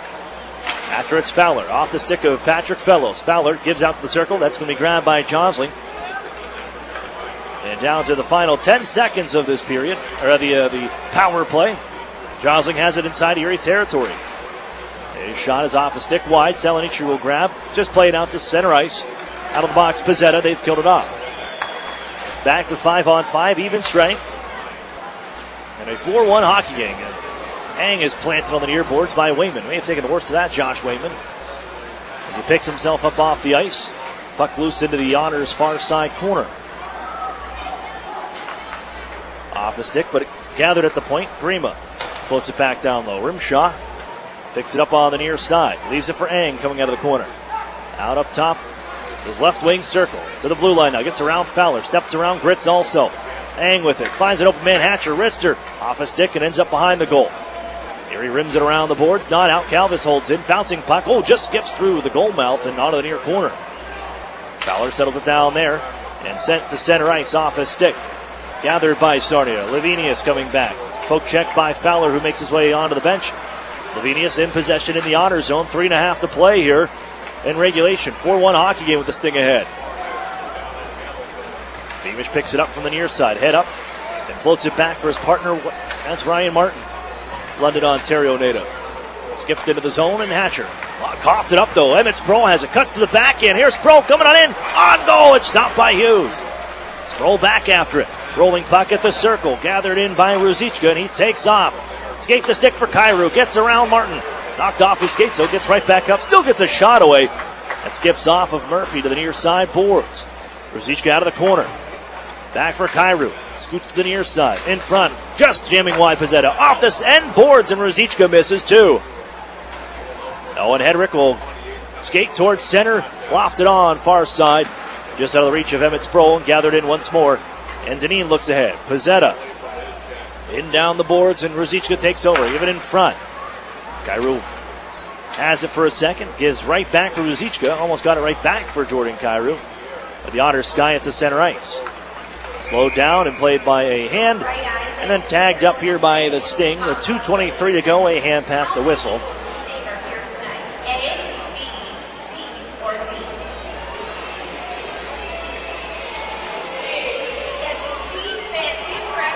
6,063 on attendance here for the Erie Insurance Arena. Largest crowd back-to-back nights for Erie. Over 11,000 here in the building. But the exit's starting to fill up now. With Sarnia ahead by 3, 2:10 to go. As they'll start thinking about the Hamilton Bulldogs. They'll go see tomorrow, round out at 3-3. As Hamilton prevailed earlier today over Oshawa 5-1. Ripped into the zone of the Otters one more time. Spervero lets it loose. Guy keeps it alive. But Udney will settle it down in the final 1:45 and finds Ladnia on the skip pass. Ladnia, man on his back the whole way down. Twists away from Salonici. Waits for the point man to come on in. Instead shovels it towards the corner. Golod gets there first. Up the near side. Hits the brakes. Heads right back down low. Golod taken away as he was swarmed by white shirts. And brought ahead to center ice Spervero. Dish to Salonici. Left wing side. He's loose. Just slows things down. Now lets the shot fly. Stopped by Murphy. Along the near boards.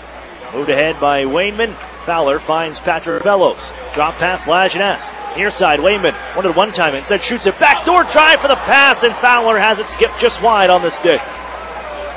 And out ahead goes Sarnia in the final 60 seconds of action in the regulation time. Rim shot. Tied up on the near boards. Followed up by Eng. He's out up high, off the skate of Hogue. Keeps it alive though, works it on for Grima. Waits, bouncing to the front of the net. Still loose puck, a backhand try, and again, great stop by Murphy, sliding to his right. But that puck just sitting in front of him. And makes another stop. His 31st of the night. With 43.1 left in regulation. The Otters, 4 straight on the road coming up.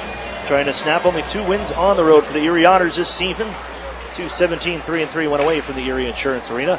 They'll drop to 11-9, 3-0 at the Erie Insurance Arena as Yetman couldn't catch up to that puck.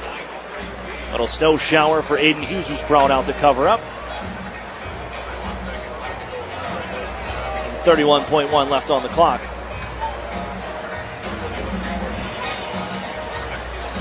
As Hughes will clear his own vision. Some other finals around the league. Kitchener 5-3 over Flint. Saginaw 6-5, 1-goal lead here with 7 minutes to play in the third against the Windsor Spitfires. Sent out to neutral ice here by Sarnia. They'll chip it right back. Calvis gives the center. Josling, now Lavinius to kill off the final 15 seconds here from the Erie Insurance Arena. 4-1 as the Sting looked to prevail. Sharp angle tried, but never made it on goal. Tied on the end boards was Reese. And out of the corner now, still with it. Poke check there, watched by Patry 2 seconds ago. Calvis winds up, lets a shot go. That's blocked by Gurney. As time expires, the Otters will fall 4-1 as the Sting will keep pace with the Sioux Greyhounds. They're ahead of the Barrie Colts 4-3 with 1:45 to play in the third. 4-1 the final. Sarnia Sting come in. They take the first 3 games of the season series over the Erie Otters. We'll step away for a break. Post-game show is next. You're listening to the Erie Otters Radio Network on CBS Sports Radio 96.3 and 1260. Looking for the best health plan through your employer? Well, let's look at the proof. With Highmark, you're covered wherever and whenever at 93% of doctors across the country and in 190 countries across the world. So whether you're going to Minneapolis or Milan, your coverage goes too. Choose the plan with Living Proof. Choose Highmark, Blue Cross Blue Shield. Visit chooselivingproof.com. Network coverage varies by plan. Check your member materials for details. Over the years, technology has greatly improved the productivity of the business office. From faxes and copiers to multifunction printers, now we just don't know how to get things done without them. That means you need a reliable printer copier and a dependable service plan.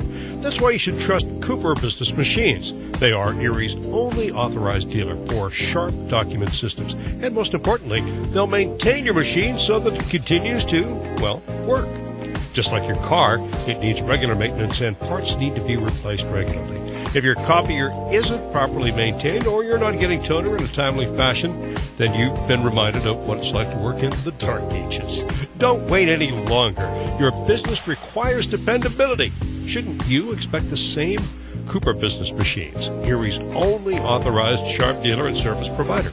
Helping you get back to business since 1980. Online at cooperbusinessmachines.com or call 456-7585. The new home of the Erie Otters, WRIE Erie, CBS Sports Radio 96.3 and 1260. Welcome back inside the Erie Insurance Arena. Wrapping things up before the Otters head to the road for 4 straight.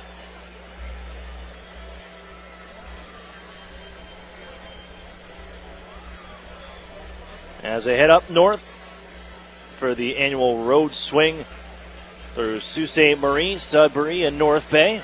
That'll begin on Thursday. We'll have the call for you, 7 o'clock, Erie in North Bay Thursday night.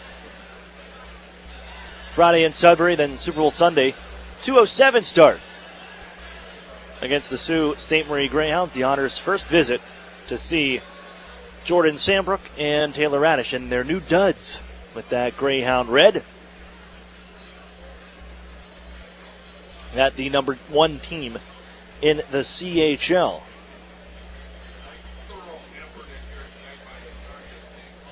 As the Otters against the number 4 team fall tonight 4-1 to the Sarnia Sting. The final score as Sarnia, after losing a lead last night, they were up by 4. 5-1 was the score last night at one point over the Niagara Ice Dogs, who rallied back to win 6-5, the Ice Dogs, over the Sting.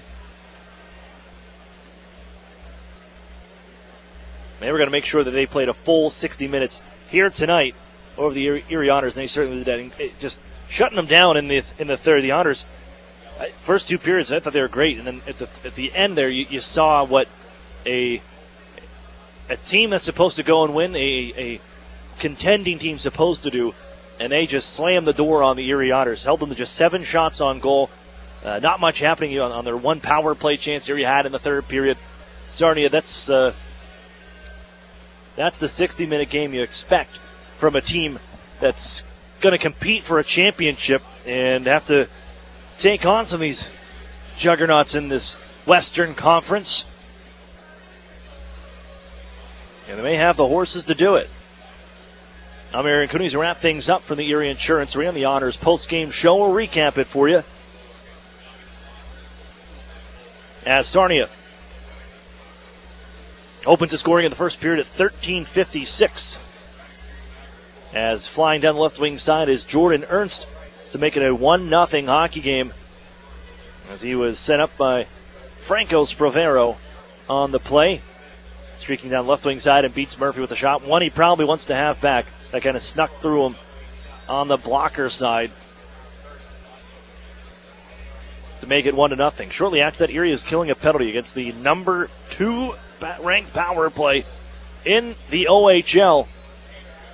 And as the Otters kill it off, Hedrick's hopping out of the box. Lodnia finds him. Clear-cut breakaway. And Aiden Hughes put on a clinic here tonight, goaltending clinic, as he robs Owen Hedrick on the breakaway out of the penalty box to keep it a 1-0 hockey game. But Erie would get a power play chance of their own at 17:08. Hedrick slides it on for Gara Podubny. And a laser beam from the right wing faceoff dot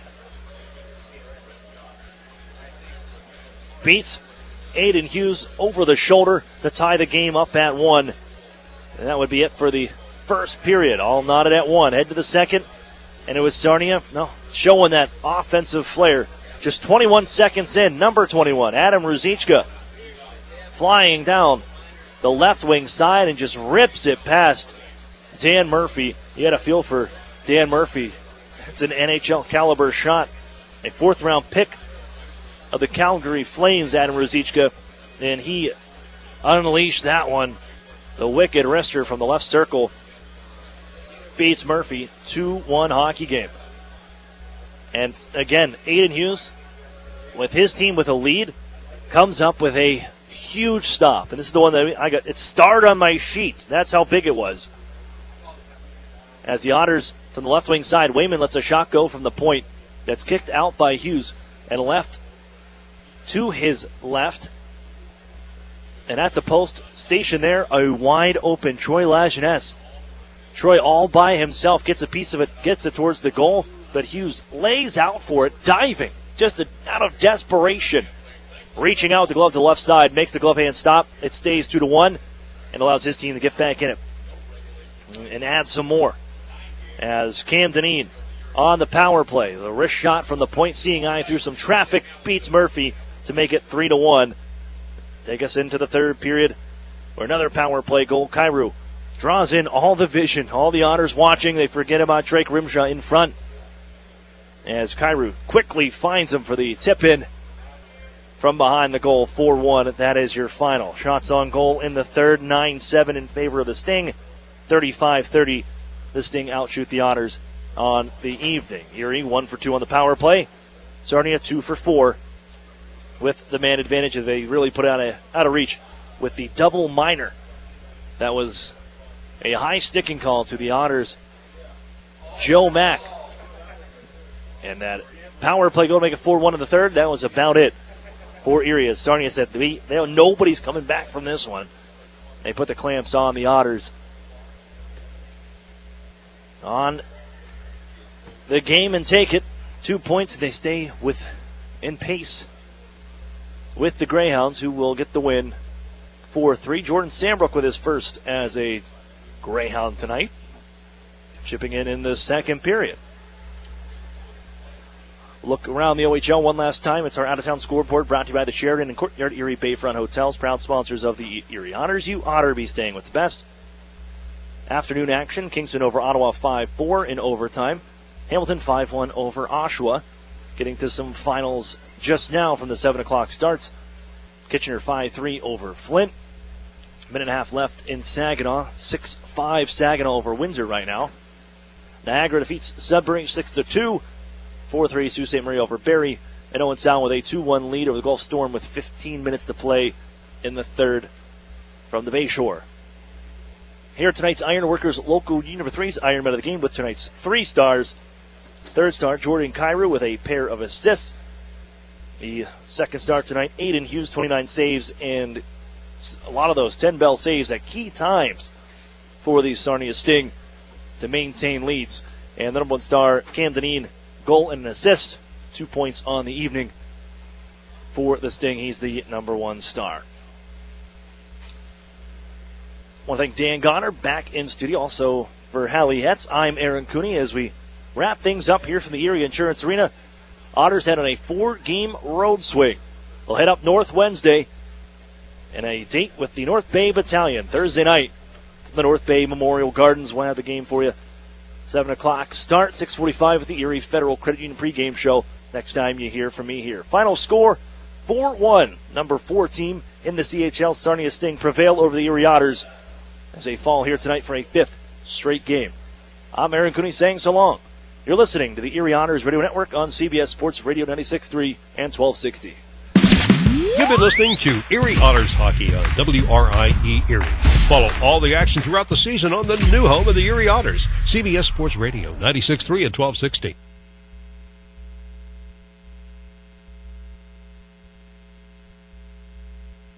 Over the years, technology has greatly improved the productivity of the business office. From faxes and copiers to multifunction printers, now we just don't know how to get things done without them. And that means you need a reliable printer copier and a dependable service plan. That's why you should trust Cooper Business Machines. They are Erie's only authorized dealer for sharp document systems. And most importantly, they'll maintain your machine so that it continues to, well, work. Just like your car, it needs regular maintenance and parts need to be replaced regularly. If your copier isn't properly maintained or you're not getting toner in a timely fashion, then you've been reminded of what it's like to work in the dark ages. Don't wait any longer. Your business requires dependability. Shouldn't you expect the same? Cooper Business Machines, Erie's only authorized sharp dealer and service provider, helping you get back to business since 1980. Online at cooperbusinessmachines.com or call 456-7585. Sports Flash. Laura Ridley will start with some college hoops. Top 25 action. They just went final. They can call it a small upset down in Morgantown. Number 7 West Virginia falling to unranked Kentucky, 83-76.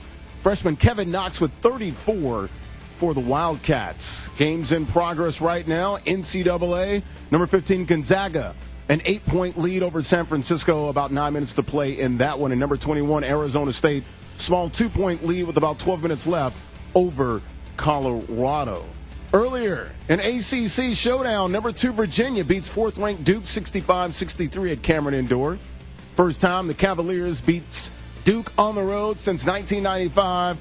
UVA improving to 20-1 on the season, undefeated in the ACC. NC State hangs on to upset number 10 North Carolina in Chapel Hill, 95-91 in overtime.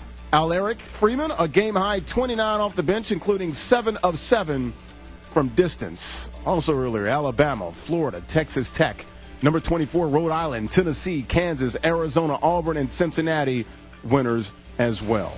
In the association, the Thunder beating the Pistons 121-108. Carmelo Anthony becoming the 3rd active player with 25,000 career points. Games in progress right now in the NBA, and it is the Celtics with a 9-point lead late second half or second quarter at Oracle. Magic trailing the Pacers by 2 points. Indiana up 114-112, about 10 seconds to play. Wizards over the Hawks 99-78, about 9 minutes to play in the fourth quarter. And the Heat trailing the Hornets 81-75, under 9 minutes to play on South Beach. Grizzlies guard Mike Conley's season is over. He'll have surgery on his left heel. Pelicans all-star DeMarcus Cousins out for the season, a ruptured Achilles. Lakers guard Lonzo Ball has been out for 2 weeks. Suffered a minor MCL sprain back on January 13th. Lakers hope to have him back in a week. Tennis, Caroline Wozniacki, your Australian Open champ, her first career Grand Slam title. Golf, Farmers Insurance Open at Torrey Pines. Tiger Woods 3 under, 8 shots back of leader Alex Noren. I'm Larry Ridley.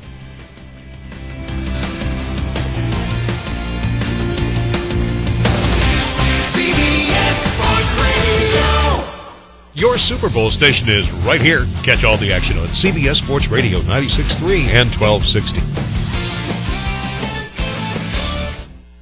I'm Jay Farner from Quicken Loans. The rate today on a 30-year fixed-rate mortgage is 4.125%, APR 4.36%. But choosing the right mortgage lender means choosing much more than just a rate. Let me ask you, does calling the company with the best client service in America, with 12 J.D. Power Awards to prove it, matter? Does calling the company that invented Rocket Mortgage, the industry's most innovative, client-focused technology, matter? Does calling the company with 17,000 plus team members who are helping to rebuild the great cities of Detroit and Cleveland matter? Of course it matters. No wonder our clients have made Quicken Loans America's #1 online lender. Call Quicken Loans today at 800-QUICKEN or go to rocketmortgage.com for the best mortgage experience on earth. That's 800-QUICKEN. Call for cost information and conditions. Equal housing lender licensed in all 50 states. NMLSConsumerAccess.org number 3030. Geico presents eyewitness interviews with inanimate objects. This is Brian Bruno live on the scene of a recently flooded basement, here to describe the event, a tube sock. So I'm curled up in a cozy pile of whites when the washing machine suddenly starts shimmying and shaking. Next thing I know, we're standing in 4 inches of water. Did you help clean up? Sure, but I'm just one sock. A tube sock can't help you with a flooded basement, but the Geico Insurance Agency can help you get covered for personal property damage. Call Geico to see how affordable homeowners insurance can be. Attention all authors. Page Publishing is looking for authors. Have you written a book and want to get it published? Page Publishing will get your book into bookstores and for sale online at Amazon, Apple iTunes, and other outlets. They handle all aspects of the publishing process for you. Printing, cover art, publicity, copyright, and editing. Call 800-501-3689 now for your free author submission kit. That's 800-501-3689 for your free author submission kit. Again, 800-501-3689. How you doing? It's Jimmy here from Zipa. Today I wanted to tell you about my efforts to achieve global elimination of snoring. It all starts with respect. Respect for yourself and respect for others. Listen, you think you're being a nice guy or a nice girl by letting the guy or girl next to you sleep and snore every night. It's the ultimate disrespect to have that happen. You wake that person up and you tell them, go to Zipa.com now. ZYPPAH.com. Does your basement or crawl space have damp, musty odors? Do you worry about indoor gases and pollutants? Everyday living generates moisture that can nourish mold and odors, even asthmatic triggers. Indoor pollutants linked to respiratory ailments, birth defects, and cancers can become trapped in your home. You can't buy health, but you can buy Wave's moisture control and air quality products. Wave Home Solutions for a dry, healthy home. Satisfaction guaranteed. Go to dryhome123.com. That's dryhome123.com. Freeze! This is a very important announcement. Steven Singer here. My famous 24-karat gold dip roses are available right now. And it's time to tell the world what our brand new color is. It's named Frozen. This 24-karat gold dip beauty is a frosty white rose with tiny sparkles that make it look just like the sun shining off fresh fallen snow. Find my new frozen white rose exclusively and only at IHateStevenSinger.com. The perfect way to say I love you forever. Buy a real rose preserved in 24-karat pure gold from a real jeweler. Steven Singer Jewelers. Don't fall for copycats. Look for my exclusive lifetime guaranteed seal and free shipping on every rose at IHateStevenSinger.com. I guarantee guarantee that this rose will last forever, just like your love, for only $59. That's right, only $59. Our new frozen 24-karat gold dip rose is only available at IHateStevenSinger.com. Steven Singer Jewelers. One place, one price. Are you behind on your federal student loan payments? You may qualify to have your entire student loan forgiven with one free call. That's right, if you're a teacher, police officer, firefighter, or work for a nonprofit, federal programs are still available to have your entire student loan forgiven. Student Loan Options wants to give you free information on all the programs that can help. Call now, 800-374-0311, 800-374-0311, 800-374-0311. Attention all authors. Page Publishing is looking for authors. Have you written a book and want to get it published? Page Publishing will get your book into bookstores and for sale online at Amazon, Apple iTunes, and other outlets. They handle all aspects of the publishing process for you. Printing, cover art, publicity, copyright, and editing. Call 800-501-3689 now for your free author submission kit. That's 800-501-3689 for your free author submission kit. Again, 800-501-3689. Your Super Bowl station is right here. Catch all the action on CBS Sports Radio 96.3 and 1260. You're listening to Jody Mack on CBS Sports Radio. Call him now at 855-212-4CBS.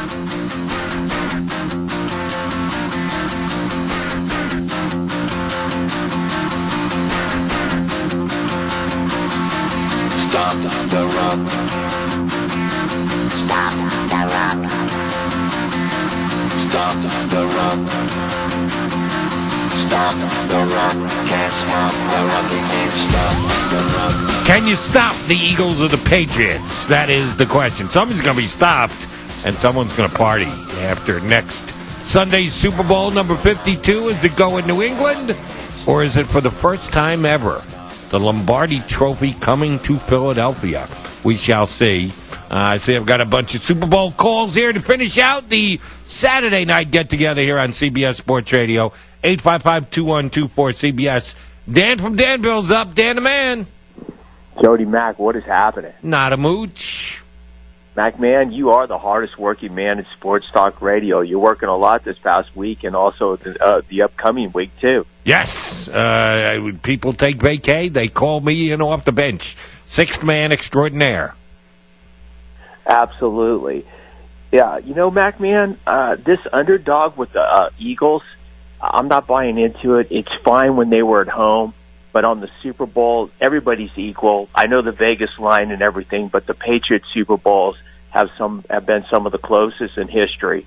So they're two equally teams, two well-coached and two very good football teams. And the underdog concept, if the Eagles need that, then there's something wrong with them. It's a Super Bowl. They're in Minneapolis. I don't think that plays into it.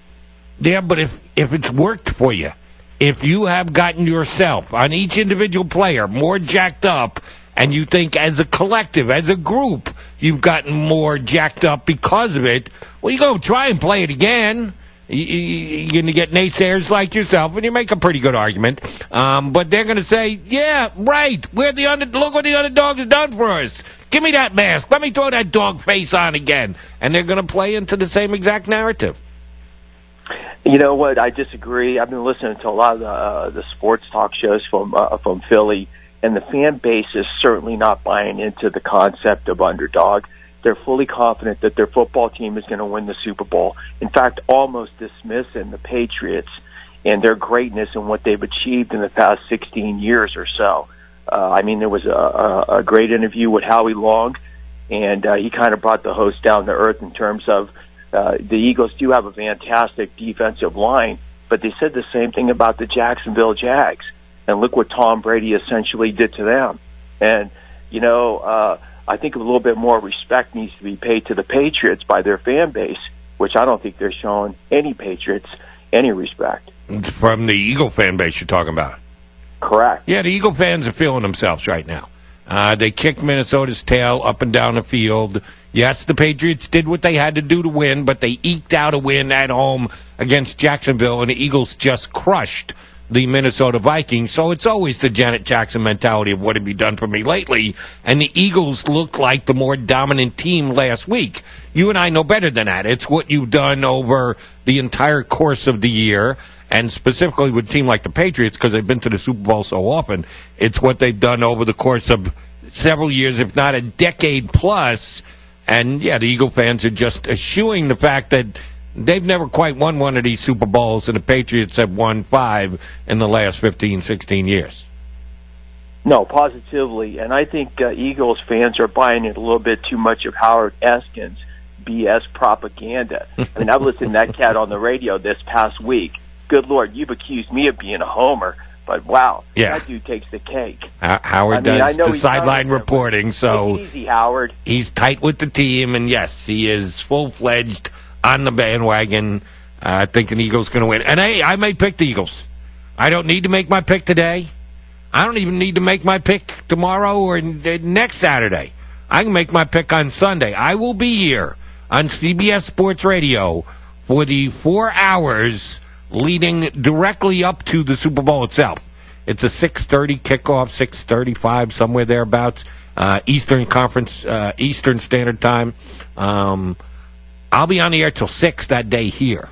So I will be, as soon as I'm done, quickly getting in my car and getting to where I'm going to be watching the Super Bowl ASAP. But we'll have plenty of Super Bowl preview day of. And, yeah, I'll probably hold off on making my... I may make it next Saturday.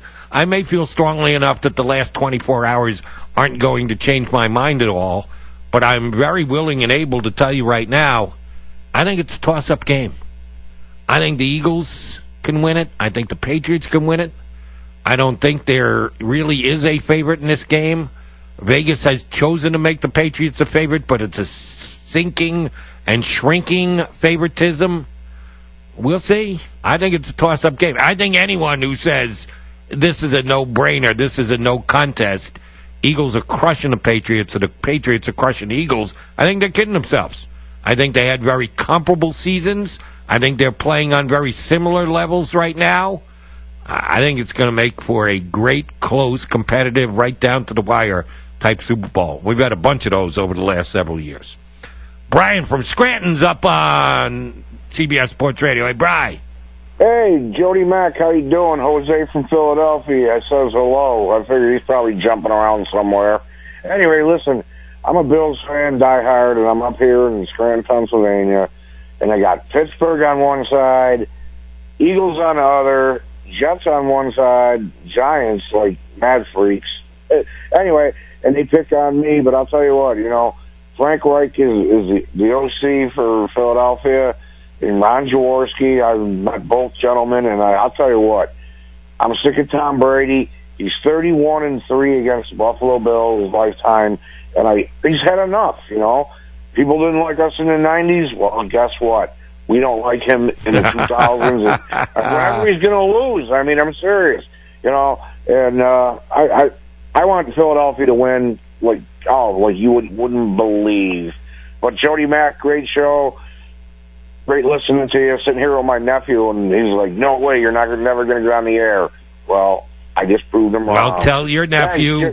Yeah, right? Uncle Brian says, "Take that," and take that, Tom Brady. You're right. Yeah, you got it, bro. All right, love you, man. Brian, thanks for checking in. Sounds like more anti-Patriot than pro-Eagle. A couple Eagle guys who like Frank Reich, pulled off one of the biggest comebacks in the history of the postseason in the NFL. As a member of the Buffalo Bills, if he's a Bills fan.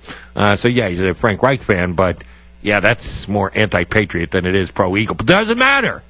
If a disdain for an organization pushes you one way and it forces you to be a on-the-bandwagon fan of the other team, completely understandable and completely acceptable. Meyer from Dallas up on CBS Sports Radio. Hey, Meyer. Hey, Jody, what's good? Not a mooch. Yeah, I just want to give a shout-out to my friend Avi Kurtzer. He's engaged to Jacob Burton. Okay. All right, so I was going to say, I've seen Brady play too much. I want to see him go down hard this Super Bowl. I'm rooting for the Eagles. It must be. It's either you or me, Meyer. I don't know if it's my hearing or your phone or your ability to speak, but I picked up about every third word that Meyer said. Did you hear him, Stu? Did you hear what Meyer said? Not too well. Okay. Brian, you make out exactly what Meyer said, what point he was trying to get across, because went right over my head. Yeah, tough luck, Meyer. Couldn't understand you. Okay, good. That's what I thought. It wasn't me then. It's just checking and making sure the host isn't losing it. I've been on the air for sneaking up on 8 hours today, so I thought maybe that was it. No, it was Meyer, Dallas guy. Byron from South Carolina is up on CBS Sports Radio. How are you, Byron? Good. What's up, Jody Mac? How are you? Good, but all right. So my pick, I'm a New York Giants fan living in South Carolina, so I don't like either team. But my pick is I'm going for the Patriots, just so we can have, as Giants fans, the bragging rights of the only team to beat Belichick and Brady in the Super Bowl twice. That, my friend, is quite understandable. I get it that you're an anti-Eagle guy. You should be an anti-Eagle guy because Giants have to play them twice every year. And, oh, by the way, you lost both times that you played this year. Both games were competitive. Both games could have gone either way. There are some Eagle fans who I talk to, and I certainly second this emotion. The Eagle win in Week 3 over the Giants, a game in which they had the lead, blew it. Eli came roaring back in the second half. It was at least 3 unanswered touchdowns, if not 4. The Eagles needed to tie it with under 2 minutes to go, and then they end up winning on a 61-yard field goal by Jake Elliott. The turning point of the year for the Eagles was that game. Right then, right there. If they lose, because they had lost the week before to Kansas City, won their opener, lost to Kansas City, Week 3 against the Giants, they lose their 1-2. Yeah, I don't know that we're talking about a 13-3 Eagle season at the end of the year. So you should have disdain for both teams. But I got the same exact vibe and same exact line from a Giant fan earlier, as I mentioned. I was on the air here in New York earlier today talking about the Super Bowl, and a Giant fan said, oh, no, I want the Patriots to win because I want the Patriots to be 6-2 in the Super Bowl. 6-0 against the rest of the world and 0-2 against the New York Giants. It does give you a little bit of bragging rights. And in a season where the Giants went 3-13, yeah, they're clinging to any bit of optimism and upside they can get their hands on. If they've got to turn back the clock to previous Super Bowls won by Eli Manning, Tom Coughlin, and Big Blue, that's what they're going to do. And I understand that 100%. Giants also looking to turn a corner themselves. They got a new general manager. They've got a new coach. They think they can get right back into it on a short-term basis. And I can't say I blame them because I pointed this out before the playoffs started. It bears repeating. Of the 6 teams that made the NFC playoffs, how many were in the playoffs last year? 6 teams, NFC playoffs. In the playoffs last year, 1. The Atlanta Falcons. That's it. Your defending NFC champions snuck in last game of the season, qualified for the 6th and final spot in the NFC playoffs. Philadelphia wasn't in the playoffs the year before. The Carolina Panthers weren't in the playoffs the year. The New Orleans Saints weren't in the playoffs before. The LA Rams weren't in the playoffs before. The Minnesota Vikings were not in the playoffs in 2016. They had the second best record in 2017. So it shows you with the right moves, with the right player personnel decisions, with improved coaching and just natural improvement of some players, you can make a quick move back up the standings in the National Football League. And that's what the Giants are hoping for. That's what now 30 teams in the National Football League are hoping for. That they get to play on the last Sunday of the season, a.k.a. Super Bowl 53. But before we start the season that leads to Super Bowl 53, we got to get through Super Bowl 52. And the Eagles and the Patriots. I was in Jacksonville when last these two teams met in the Super Bowl. They are just one of... This is the 6th rematch in Super Bowl history. 6th time two teams have played each other for the championship in the Super Bowl. 2nd time. Unfortunately, Eagle fans, this is a bad trend. that 4 out of the 5 other times this has happened, the team that won the first matchup also won the second matchup and got to 2-0. The Giants and the Patriots are 1. I'm trying to remember off the top of my head the others. I certainly know the Steelers and the Cowboys were. Now, the Cowboys did get one. The Steelers and the Cowboys are the only teams who have matched up 3 times in the Super Bowl. The Steelers won the first 2. The Cowboys came back and won the third one, but the Steelers won the first 2, and I forget the other 2 sweeps.